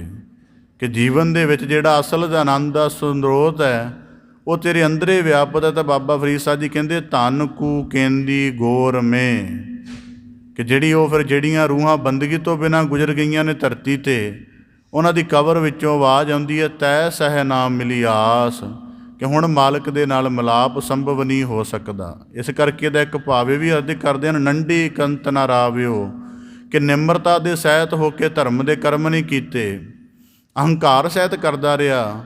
ਤਾਂ ਕਹਿੰਦੇ ਧਨ ਕੂ ਕਹਿੰਦੀ ਗੌਰ ਮੈਂ, ਅਤੇ ਨਿਮਰਤਾ ਨੂੰ ਹੀ ਫਲ ਲੱਗਦਾ ਮਿਲਾਪ ਦਾ, ਮਿਹਰ ਦਾ। ਇਸ ਕਰਕੇ ਅਹੰਕਾਰ ਰੂਪ ਕਰਮ ਕਰਦਿਆਂ ਜੀਵਨ ਦੀ ਆਜੂ ਪੂਰੀ ਹੋ ਗਈ, ਤੈ ਸਹਿ ਨਾ ਮਿਲੀ ਆਸ, ਕਰਮ ਵੀ ਕੀਤੇ ਪਰ ਪ੍ਰਾਪਤੀ ਵੀ ਕੱਖ ਨਾ ਹੋਈ। ਇਸ ਕਰਕੇ ਬਾਬਾ ਫਰੀਦ ਸਾਹਿਬ ਜੀ ਕਹਿੰਦੇ ਨੰਡੀ ਕੰਤ ਨਾ ਰਾਵੇ। ਬਾਬਾ ਫਰੀਦ ਸਾਹਿਬ ਜੀ ਦੇ ਜੀਵਨ ਦਾ ਇੱਕ ਬੜਾ ਸੁੰਦਰ ਪ੍ਰਮਾਣ ਹੈ। ਉਹ ਜਦ ਆਪਣੇ ਜੀਵਨ ਦੇ ਸਿਖਰਲੇ ਵਰਿਆਂ 'ਚ ਸਨ, ਭਾਵ ਕਿ 80-90 ਸਾਲ ਦੀ ਆਜੂ ਵਿੱਚ ਸਨ, ਉਹਨਾਂ ਪਾਸ ਜਦੋਂ ਕਿਉਂਕਿ ਅਜੋਧਨ ਹੌਲੀ ਹੌਲੀ ਇਲਾਕਾ ਵਸ ਗਿਆ ਸੀ, ਪਹਿਲਾਂ ਉਜਾੜ ਸੀ, ਬਾਬਾ ਫਰੀਦ ਸਾਹਿਬ ਜੀ ਦੇ ਜਾਣ ਤੋਂ ਬਾਅਦ ਹੌਲੀ ਹੌਲੀ ਵਸ ਗਿਆ, ਕਿਉਂਕਿ ਉਹਨਾਂ ਦੇ ਮੁਰੀਦ ਉੱਥੇ ਆਉਣ ਲੱਗ ਪਏ, ਕੁਝ ਨੇ ਉੱਥੇ ਮਕਾਨ ਬਣਾ ਲਏ, ਕਈ ਤਰ੍ਹਾਂ ਦੇ ਨਾਲ ਉਹ ਇਲਾਕਾ ਜਦ ਵਸ ਗਿਆ। ਤਾਂ ਇੱਕ ਦਿਨ ਬਾਬਾ ਫਰੀਦ ਸਾਹਿਬ ਜੀ ਪਾਸ ਨੌਜਵਾਨਾਂ ਦੀ ਇੱਕ ਟੋਲੀ ਆਈ, ਅਤੇ ਨੌਜਵਾਨਾਂ ਨੂੰ ਜਦੋਂ ਬਾਬਾ ਫਰੀਦ ਸਾਹਿਬ ਜੀ ਨੂੰ ਉਹਨਾਂ ਨੇ ਸੋਚਿਆ ਕਿ ਚਲੋ ਸੰਤ ਪੁਰਖ ਨੇ ਦਰਸ਼ਨ ਕਰ ਜਾਈਏ। ਦਰਸ਼ਨ ਕਰਨ ਆਏ ਤਾਂ ਬਾਬਾ ਫਰੀਦ ਸਾਹਿਬ ਜੀ ਉਹਨਾਂ ਨੂੰ ਦੇਖ ਕੇ ਬੜੇ ਖੁਸ਼ ਹੋਏ। ਬਾਬਾ ਫਰੀਦ ਸਾਹਿਬ ਜੀ ਕਹਿਣ ਲੱਗੇ ਜੀਵਨ 'ਚ ਕੀ ਕਰਦੇ ਹੋ ਇਸ ਅਵਸਥਾ ਦੇ ਵਿੱਚ। ਉਹ ਕੁਦਰਤੀ ਸਾਰੇ ਖਿਲਾੜੀ ਸਨ, ਕੋਈ ਕਿਸੇ ਖੇਡ ਦਾ, ਕੋਈ ਕਿਸੇ ਖੇਡ ਦਾ। ਉਹਨਾਂ ਆਪੋ ਆਪਣੀਆਂ ਮੱਲਾਂ ਦਾ ਜ਼ਿਕਰ ਕੀਤਾ ਕਿ ਮੈਂ ਫਲਾਣੀ ਖੇਡ ਖੇਡਦਾ, ਮੈਂ ਕੋਈ ਹੋਰ ਖੇਡ ਖੇਡਦਾ। ਬਾਬਾ ਫਰੀਦ ਸਾਹਿਬ ਜੀ ਨੇ ਉਹਨਾਂ ਨੇ ਇੱਕ ਉੱਤਰ ਦਿੱਤਾ ਕਿ ਇਹ ਵੀ ਖੇਡ ਠੀਕ ਹੈ ਤੁਹਾਡੇ ਆਪਣੇ ਨਜ਼ਰੀਏ ਤੋਂ, ਪਰ ਇਸ ਖੇਡ ਦਾ ਜੇ ਪੂਰਾ ਦਾ ਪੂਰਾ ਢਾਂਚਾ ਆਪਣੇ ਅੰਦਰ ਢਾਲ ਲਓ ਤਾਂ ਤੁਹਾਨੂੰ ਜੀਵਨ ਦੇ ਵਿੱਚ ਬਾਤ ਸਮਝ ਆ ਜਾਏਗੀ। ਜੀਵਨ ਦੀਆਂ ਜਿਤਨੀਆਂ ਵੀ ਖੇਡਾਂ ਤੁਸੀਂ ਅੱਜ ਦੇਖਦੇ ਹੋ ਨਾ, ਕੋਈ ਬਾਰੀ ਕਦੇ ਦੇਖ ਲੈਣ, ਇਹਦਾ ਆਂਤਰਿਕ ਸਰੂਪ ਬਣ ਸਕਦਾ ਹੈ। ਆਂਤਰਿਕ ਸਰੂਪ ਬਣ ਸਕਦਾ ਕਿ ਬਾਬਾ ਫਰੀਦ ਸਾਹਿਬ ਜੀ ਨੇ ਕਿ ਉਹਨਾਂ ਨੂੰ ਗਿਆਨ ਦਿੰਦਿਆਂ ਕਿਹਾ ਕਿ ਜੀਵਨ ਦਾ ਜਿਤਨਾ ਬਲ ਹੈ ਉਹਦਾ ਪ੍ਰਯੋਗ ਉਸ ਖੇਡ ਲਈ ਹੀ ਕਰਨਾ ਚਾਹੀਦਾ ਹੈ ਜਿਹੜੀ ਖੇਡ ਦਾ ਅੰਜਾਮ ਬੜਾ ਚੰਗਾ ਹੋਵੇ। ਕੁਦਰਤੀ ਹੈ ਤੁਸੀਂ ਸਰੀਰ ਦੇ ਬਲ ਨਾਲ ਕੋਈ ਖੇਡ ਖੇਡਦੇ ਹੋ, ਸੰਸਾਰਿਕ ਪ੍ਰਾਪਤੀ ਤੁਹਾਡੇ ਹੱਥ ਲੱਗ ਜਾਏਗੀ, ਪਰ ਜੇ ਅੰਤਰੀਵ ਤੋਂ ਖਾਲੀ ਰਹੇ ਦੁਨੀਆ ਦੀ ਨਜ਼ਰ ਵਿੱਚ ਚੰਗੇ ਖਿਡਾਰੀ ਬਣ ਕੇ ਵੀ ਅੰਤਰੀਵ ਜੇ ਕਿਤੇ ਮਾਇਆ ਤੋਂ ਪ੍ਰਭਾਵਿਤ ਰਿਹਾ ਤਾਂ ਫਿਰ ਰੱਬੀ ਖੇਲ ਦੇ ਵਿੱਚ ਹਾਰੇ ਹੋਏ ਸਮਝੋ ਜਾਓਗੇ। ਤਾਂ ਕਰਕੇ ਬਾਣੀ ਵਿੱਚ ਕਿਹਾ, ਐਸੀ ਕਲਾ ਨਾ ਖੇਡੀ ਆ ਜਿਤ ਦਰਗਹਿ ਗਿਆ ਹਾਰੀ ਆ। ਤਾਂ ਬਾਬਾ ਫਰੀਦ ਸਾਹਿਬ ਜੀ ਆਖਦੇ ਧਨ ਕੋ ਕਹਿੰਦੀ ਗੌਰ। ਮੈਂ ਇਸ ਕਰਕੇ ਬਾਬਾ ਫਰੀਦ ਸਾਹਿਬ ਜੀ ਨੇ ਕਿਹਾ ਜੋਬਨ ਸਭ ਤੋਂ ਕੀਮਤੀ ਅਵਸਥਾ ਹੈ। ਸੂਫੀਆਂ ਸਾਰਿਆਂ ਨੇ ਹੀ ਮੰਨਿਆ ਹੈ। ਇਹ ਸਾਨੂੰ ਲੱਗਦਾ ਹੁਣ ਕਈ ਦਫਾ ਵਿਚਾਰ ਕਰਦੇ ਆ, ਬਹੁਤ ਵਾਰੀ ਜ਼ਿਕਰ ਹੁੰਦਾ ਤਾਂ ਸਿਰਫ ਇੱਕੋ ਹੀ ਪੱਖ ਬਚਿਆ ਇੱਥੇ ਜਿਹੜਾ ਇਸ ਥਾਂ ਦੇ ਉੱਪਰ ਕਿ ਕਥਨੀ ਕਰਨ ਵਾਲਾ ਜਵਾਨ ਹੈ, ਬਾਕੀ ਸਾਰੇ ਬਿਰਧੀ ਨੇ। ਇਹੀ ਪੱਖ ਬਚਿਆ ਹੈ। ਕਦੇ ਜੀਵਨ ਦੇ ਵਿੱਚ ਦੇਖਣਾ, ਰਾਤ ਕਿਸੇ ਵਿਸ਼ੇ 'ਤੇ ਗਹਿਰਾ ਚਿੰਤਨ ਕਰ ਰਹੇ ਸਾਂ, ਬਹਿਸ ਕਰ ਰਹੇ ਸਾਂ ਆਪਸ ਦੇ ਵਿੱਚ, ਤਾਂ ਕੁਦਰਤੀ ਇਹ ਨੁਕਤਾ ਆਇਆ ਕਿ ਜਿਸ ਜਗ੍ਹਾ 'ਤੇ ਸਾਡੀ ਸੁਸਾਇਟੀ ਦੀ ਸਭ ਤੋਂ ਚੰਗੀ ਘਾੜਤ ਹੋਣੀ ਹੈ, ਉੱਥੇ ਸਾਡੀ ਸੁਸਾਇਟੀ ਦੇ ਤਿੰਨੇ ਹਿੱਸੇ ਗਾਇਬ ਨੇ। ਸਾਡੇ ਕੋਲ ਇੱਕ ਸੀਨੀਅਰ ਸਿਟੀਜ਼ਨ ਬਚਿਆ ਜਿੱਥੇ ਸਾਡੀ ਸੁਸਾਇਟੀ ਦੀ ਘਾੜਤ ਹੋਣੀ ਹੈ। ਅਤੇ ਜੇ ਹੁਣ ਆਪਣੇ ਮਨ ਨੂੰ ਨਿਰਮਲ ਕਰਨਾ ਸਿੱਖ ਵੀ ਲਏਗਾ ਤਾਂ ਸਮਾਜ ਨੂੰ ਕੀ ਸਿਖਾ ਸਕੇਗਾ, ਕਿਉਂਕਿ ਇਹਦੇ ਕਦਮ ਤਾਂ ਚੱਲਦੇ ਨਹੀਂ, ਤਾਂ ਵਿਚਾਰਾ ਕੰਮ ਕਰਕੇ ਘਰੇ ਬੈਠਾ ਹੋਇਆ। ਜਿਹਨੇ ਜੀਵਨ ਦੀ ਜਾਚ ਸਿੱਖ ਕੇ ਦੂਜਿਆਂ ਨੂੰ ਪ੍ਰਭਾਵਿਤ ਕਰਨਾ, ਉਹ ਤਾਂ ਇਸ ਇਕੱਠ ਦੇ ਵਿੱਚੋਂ ਗੈਰ ਹਾਜ਼ਰ ਹੈ। ਇਸੇ ਕਰਕੇ ਬਾਬਾ ਫਰੀਦ ਸਾਹਿਬ ਜੀ ਆਖਦੇ ਹਨ, ਤੈਂ ਸਹਿ ਨਾ ਮਿਲੀ ਆਸ, ਮੁੜ ਕੇ ਜੀਵਨ ਦੀ ਪਵਿੱਤਰਤਾ ਜਿਹੜੀ ਹੈ ਨਹੀਂ ਮਿਲਦੀ। ਇਸ ਕਰਕੇ ਬਾਬਾ ਫਰੀਦ ਸਾਹਿਬ ਜੀ ਜ਼ਿਕਰ ਕਰਦੇ ਹਨ, ਫਰੀਦਾ ਸਿਰ ਪਲਿਆ ਦਾੜੀ ਪਲੀ, ਮੁੱਛਾਂ ਭੀ ਪਲੀਆਂ। ਇਸ ਕਰਕੇ ਕਹਿੰਦੇ ਹੁਣ ਸੁਚੇਤ ਕਰਦੇ ਹਨ ਉਸ ਗੱਲ ਤੋਂ ਇਸੇ ਸ਼ਲੋਕ ਦੇ ਅੰਤਰਗਤ ਕਿ ਹੌਲੀ ਹੌਲੀ ਜੀਵਨ ਦਾ ਵਿਕਾਸ ਹੋਇਆ ਅਤੇ ਆਪਣੇ ਆਪ ਨੂੰ ਕਹਿਣ ਲੱਗਾ ਵੱਡਾ ਹੋ ਗਿਆ। ਬਾਬਾ ਫਰੀਦ ਸਾਹਿਬ ਜੀ ਕਹਿੰਦੇ ਛੋਟਾ ਜਿਹਾ ਸਿਰ ਵੀ ਵੱਡਾ ਹੋ ਗਿਆ, ਦਾੜੀ ਪਲੀ, ਜੀਵਨ ਦਾ ਪੂਰੀ ਤਰ੍ਹਾਂ ਵਿਕਾਸ ਹੋ ਗਿਆ। ਮੁੱਛਾਂ ਭੀ ਪਲੀਆਂ, ਭਾਵ ਕਿ ਇੱਕ ਛੋਟੇ ਜਿਹੇ 2 ਫੁੱਟ ਦੇ ਕੱਦ ਤੋਂ 6-7 ਫੁੱਟ ਤੱਕ ਆ ਗਿਆ। ਸਰੀਰ ਦੇ ਸਾਰੇ ਅੰਗਾਂ ਦਾ ਜੀਵਨ ਦਾ ਵਿਕਾਸ ਹੋ ਗਿਆ। ਕਹਿੰਦੇ ਇਸ ਬਲ 'ਤੇ ਆ ਕੇ ਇਹਦੀ ਸਮਝ ਨਹੀਂ ਆਈ ਵੀ ਇਹ ਵਿਕਾਸ ਕਿਉਂ ਹੋਇਆ ਹੈ। ਬਸ ਇੰਨੀ ਸਮਝ ਆਈ, ਰੇ ਮਨ ਗਹਿਲੇ ਬਾਵਲੇ। ਬਾਬਾ ਫਰੀਦ ਸਾਹਿਬ ਜੀ ਕਹਿੰਦੇ ਜੀਵਨ ਦਾ ਵਿਕਾਸ ਇਸ ਕਰਕੇ ਨਹੀਂ ਹੋਇਆ ਕਿ ਇਹਨਾਂ ਨੂੰ ਵਿਕਾਰਾਂ ਦੀ ਮੈਲ ਦੇ ਨਾਲ ਮਲੀਨ ਕੀਤਾ ਜਾਵੇ। ਇਸ ਕਰਕੇ ਬਾਬਾ ਫਰੀਦ ਸਾਹਿਬ ਜੀ ਕਹਿੰਦੇ, ਰੇ ਮਨ ਗਹਿਲੇ ਬਾਵਲੇ, ਮਾਣਹੇ ਕਿਆ ਰਲੀਆਂ। ਅਜੇ ਵੀ ਤੇਰੀਆਂ ਰਲੀਆਂ ਮਾਨਣ ਦੇ ਵਿੱਚ ਜਰਾ ਜਿੰਨਾ ਫਰਕ ਨਹੀਂ ਆ ਰਿਹਾ। ਔਰ ਕੁਦਰਤੀ ਹੈ, ਇਹ ਰਲੀਆਂ ਇੰਨੀਆਂ ਜ਼ਿਆਦਾ ਅੱਗੇ ਚਲੀਆਂ ਜਾਂਦੀਆਂ ਨੇ ਕਿ ਜੀਵਨ ਦੇ ਅੰਤਿਮ ਪ੍ਰਾਣ ਤੱਕ ਬਣੀਆਂ ਰਹਿੰਦੀਆਂ। ਬੁਢਾਪੇ 'ਚ ਨਹੀਂ ਨੱਚ ਸਕਦਾ ਸਟੇਜ 'ਤੇ ਜਾ ਕੇ, ਕਹਿੰਦਾ ਸਾਹਮਣੇ ਹੀ ਬਿਠਾ ਦਿਓ। ਰਲੀਆਂ ਦਾ ਪ੍ਰਭਾਵ ਹੈ। ਕਦੀ ਵਾਰੀ ਸੋਚੀਦਾ, ਬਹੁਤ ਵਾਰੀ ਮੈਂ ਕੁਦਰਤੀ ਵਿਆਹ ਸਮਾਗਮਾਂ 'ਚ ਜਾਂਦਾ ਨਹੀਂ, ਬੜੇ ਸਾਲ ਹੋ ਗਏ, ਪਰ ਕਦੇ 1-2 ਵਾਰੀ ਦੇਖਿਆ। ਪਤਾ ਹੈ ਸਰੀਰ ਦੀ ਸਮਰੱਥਾ ਜਵਾਬ ਦੇ ਗਈ ਹੈ, ਬਾਂਹ ਨਹੀਂ ਹਿਲਾ ਸਕਦਾ, ਕਹਿੰਦਾ ਬਿਲਕੁਲ ਅਗਲੀ ਕੁਰਸੀ 'ਤੇ ਬਿਠਾ ਦਿਓ। ਰੇ ਮਨ, ਬਾਬਾ ਫਰੀਦ ਸਾਹਿਬ ਜੀ ਸਾਨੂੰ ਜਵਾਨੀ 'ਚ ਚੇਤਨ ਕਰ ਰਹੇ ਹਨ ਕਿ ਸਿਰ ਪਲਿਆ ਦਾੜੀ ਪਲੀ। ਇਹ ਜੀ ਸਾਨੂੰ ਲੱਗਦਾ ਵਾਧਾ ਹੋ ਰਿਹਾ ਹੈ, ਪਰ ਸਾਨੂੰ ਪਤਾ ਹੈ ਕਿ ਅੱਜ ਜਿਹੜਾ ਚਿਹਰੇ 'ਤੇ ਦਾੜੀ ਦੇ ਰੂਪ ਵਿੱਚ ਵਿਕਾਸ ਹੋਇਆ ਹੈ, ਇਹ ਵਿਕਾਸ ਸਾਨੂੰ ਉਸ ਹਾਲਤ 'ਤੇ ਵੀ ਲੈ ਕੇ ਜਾਏਗਾ ਜਦੋਂ ਇਹ ਬਿਲਕੁਲ ਧੌਲੇ ਹੋ ਜਾਣਗੇ, ਅਤੇ ਉਸ ਹਾਲਤ 'ਤੇ ਵੀ ਲੈ ਕੇ ਜਾਏਗਾ ਜਿਹਦੇ ਬਾਰੇ ਭਗਤ ਕਬੀਰ ਸਾਹਿਬ ਜੀ ਨੇ ਕਿਹਾ ਹੈ, ਕੇਸ ਜਰੇ ਜੈਸੇ ਘਾਸ ਕਾ ਪੂਲਾ। ਉਸ ਹਾਲਤ ਤੱਕ ਵੀ ਲੈ ਕੇ ਜਾਏਗਾ। ਪਰ ਇਹ ਸਾਰਾ ਪ੍ਰੋਸੈਸ ਚੱਲੇਗਾ, ਪਰ ਇਹਦੇ ਵਿੱਚ ਬਿਲਕੁਲ ਪੁੱਠਾ ਕੰਮ ਸ਼ੁਰੂ ਕੀਤਾ ਹੋਇਆ, ਰੇ ਮਨ ਗਹਿਲੇ ਬਾਵਲੇ, ਕਿ ਜੀਵਨ ਨੂੰ ਜਿਵੇਂ ਇਸ ਕਰਕੇ ਗੁਰੂ ਸਾਹਿਬ ਦੀ ਬਾਣੀ 'ਚ ਨਾ ਕਵਾਕ, ਸੇ ਦਾੜੀਆਂ ਸੱਚੀਆਂ ਜੋ ਗੁਰ ਚਰਨੀ ਲਗਨ। ਕਦੇ ਜੀਵਨ 'ਚ ਆਪਣੀ ਅਮੀਰੀ ਲੱਭਣ ਦਾ ਯਤਨ ਕਰਨਾ ਚਾਹੀਦਾ। ਠੀਕ ਆ, ਸਾਨੂੰ ਸਮਾਜ 'ਚ ਬੜੀ ਇੱਜ਼ਤ ਹੋਏਗੀ, ਬੜੀ ਵਾਹ-ਵਾਹ ਹੁੰਦੀ, ਸਲਾਮਾਂ ਹੁੰਦੀਆਂ ਹੋਣਗੀਆਂ, ਪਰ ਜੇ ਕਿਤੇ ਅੰਸ਼ਕ ਮਾਤਰ ਗੁਰੂ ਕਾ ਕੋਈ ਕਾਰ ਕਮਾ ਕੇ ਪ੍ਰਵਾਨ ਆ ਨਾ, ਚਾਹੇ ਨਿਤਨੇਮ ਦੀ, ਚਾਹੇ ਸਤਸੰਗਤ ਹਾਜ਼ਰੀ ਦੀ, ਚਾਹੇ ਸੇਵਾ ਦਾ, ਜਾਂ ਕੋਈ ਹੋਰ ਅਭਿਆਸ ਜਿਹੜਾ ਗੁਰੂ ਕੀ ਨਜ਼ਰ ਵਿੱਚ ਗਿਣਿਆ ਜਾਂਦਾ ਹੋਵੇ, ਜੇ ਉਹ ਸਾਡੇ ਕੋਲ ਹੈ ਤਾਂ ਫਿਰ ਸਾਡੇ ਜੀਵਨ ਦੀ ਕੋਈ ਸਾਰਥਿਕਤਾ ਹੈ। ਤਾਂ ਬਾਬਾ ਫਰੀਦ ਸਾਹਿਬ ਜੀ ਕਹਿੰਦੇ ਮਨ ਆਪਣੇ ਆਪ ਨੂੰ ਸੰਬੋਧਿਤ ਹੁੰਦੇ ਨੇ ਕਿ ਗਹਿਲੇ ਬਾਵਲੇ, ਬਹੁਤਾ ਜ਼ਿਆਦਾ ਕਮਲਾ ਹੋਇਆ ਫਿਰਦਾ ਹੈ। ਕਿਆ ਰਲੀਆਂ ਮਾਣਹੇ, ਇਹ ਰਲੀਆਂ ਮਾਨਣ ਦੇ ਜਿਹੜੇ ਸਵਾਦ ਨੇ ਇਹ ਹੌਲੀ ਹੌਲੀ ਨਾਸ਼ ਹੋ ਜਾਣਗੇ, ਅਤੇ ਜਦੋਂ ਨਾਸ਼ ਹੋ ਜਾਣਗੇ ਫਿਰ ਪੱਲੇ ਮੈਲ ਰਹਿ ਜਾਏਗੀ। ਇਸ ਕਰਕੇ ਬਹੁਤ ਸਿਆਣੇ ਬਾਬਾ ਫਰੀਦ ਸਾਹਿਬ ਜੀ ਆਖਦੇ ਹਨ ਕਿ ਮੁੱਛਾਂ ਭੀ ਪਲੀਆਂ, ਇਹਨਾਂ ਦਾ ਭਾਵ ਹੈ ਕਿ ਜੀਵਨ ਵੱਧਦਾ ਜਾ ਰਿਹਾ, ਇਹ ਸਾਡਾ ਭਰਮ ਹੈ, ਅਤੇ ਸਾਨੂੰ ਲੱਗਦਾ ਕਿ ਇਸ ਵਾਧੇ ਜੀਵਨ ਦੇ ਨਾਲ ਰਲੀਆਂ ਦੇ ਵਿੱਚ ਵੀ ਵਾਧਾ ਕਰਨਾ ਚਾਹੀਦਾ। ਬਾਬਾ ਫਰੀਦ ਸਾਹਿਬ ਜੀ ਕਹਿੰਦੇ ਇਹ ਅਗਿਆਨਤਾ ਹੈ। ਜੀਵਨ ਦਰਅਸਲ ਸਮਾਪਤੀ ਵੱਲ ਜਾ ਰਿਹਾ ਹੈ, ਅਤੇ ਜਿਹੜੀਆਂ ਰਲੀਆਂ ਹਨ, ਜੀਵਨ ਦੀ ਸਮਾਪਤੀ ਤਾਂ ਕੁਦਰਤੀ ਹੋ ਜਾਏਗੀ, ਪਰ ਜੇ ਰਲੀਆਂ ਦੀ ਸਮਾਪਤੀ ਆਪਣੇ ਆਪ ਨਾ ਕਰ ਸਕਿਆ ਤਾਂ ਇਹ ਰਲੀਆਂ ਦੇ ਜਿਹੜੇ ਰਸ ਹਨ ਉਹ ਵਾਸਨਾ ਬਣ ਜਾਣਗੇ, ਅਤੇ ਵਾਸਨਾ ਫਿਰ ਜਿਹੜੀ ਹੈ ਜੀਵਨ ਦੇ ਵਿੱਚ ਅਸਫਲ ਬਣਾ ਦੇਗੀ। ਇਸ ਕਰਕੇ ਬਾਬਾ ਫਰੀਦ ਸਾਹਿਬ ਜੀ ਸੁਚੇਤ ਕਰਦੇ ਹਨ, ਰੇ ਮਨ ਗਹਿਲੇ ਬਾਵਲੇ। ਬਾਵਲੇ ਦਾ ਅਰਥ ਹੁੰਦਾ ਬੌਰਾ, ਕਮਲਾ ਜਿਹਨੂੰ ਆਖਦੇ ਆ, ਕਿ ਬਾਰ-ਬਾਰ ਗੱਲ ਪ੍ਰਬੋਧ ਕੇ ਸਮਝਾਈਏ ਫਿਰ ਆਪਣੀ ਉਸੇ ਹਾਲਤ 'ਤੇ ਆ ਜਾਣਾ। ਇਸ ਕਰਕੇ ਬਾਬਾ ਫਰੀਦ ਸਾਹਿਬ ਜੀ ਕਹਿੰਦੇ ਕਿਆ ਰਲੀਆਂ, ਖੁਦ ਨਾਲ ਹੀ ਪ੍ਰਸ਼ਨ ਕਰਦੇ ਹਨ। ਪਿੱਛੇ ਜ਼ਿਕਰ ਆਇਆ ਸੀ ਸ਼ਲੋਕ ਦੇ ਵਿੱਚ ਕਿ ਸੋਈ ਸਰਵਰ ਢੂੰਡ ਲਓ ਦੇ ਲਈ ਆਪਾ ਚੀਨਣਾ ਇੱਕ ਨੁਕਤਾ ਹੋ ਸਕਦਾ ਹੈ, ਕਿ ਜਿਹਨੂੰ ਆਪਾ ਚੀਨਣਾ ਆਉਂਦਾ ਹੈ ਉਹ ਸੋਈ ਸਰਵਰ ਦੇ ਨੇੜੇ ਜਾ ਸਕਦਾ। ਅਤੇ ਬਾਬਾ ਫਰੀਦ ਸਾਹਿਬ ਜੀ ਕਹਿੰਦੇ ਮਾਣੇ ਕਿਆ ਰਲੀਆਂ, ਇਹ ਆਪਾ ਚੀਨਣ ਵਾਲੀ ਪੰਕਤੀ ਹੈ। ਆਪਣੇ ਆਪ ਨੂੰ ਸੰਬੋਧਿਤ ਹੋਣਾ ਕਿ ਅਜੇ ਤੱਕ ਵੀ ਦੇਖਣ ਦੀ ਵਾਸਨਾ ਬਣੀ ਹੈ, ਖਾਣ ਪੀਣ ਸੁਣਨ ਦੇ ਸਵਾਦ ਬਣੇ ਪਏ ਨੇ, ਤਾਂ ਬਾਬਾ ਫਰੀਦ ਸਾਹਿਬ ਜੀ ਕਹਿੰਦੇ ਇਸ ਕਰਕੇ ਦੁਨੀ ਤੋਂ ਸੁਚੇਤ ਹੋਣਾ ਚਾਹੀਦਾ ਹੈ। ਫਰੀਦਾ ਕੋਠੇ ਤੁਕਣ ਕੇਤੜਾ, ਪੇਰ ਨੀਂਦੜੀ ਨਿਵਾਰ।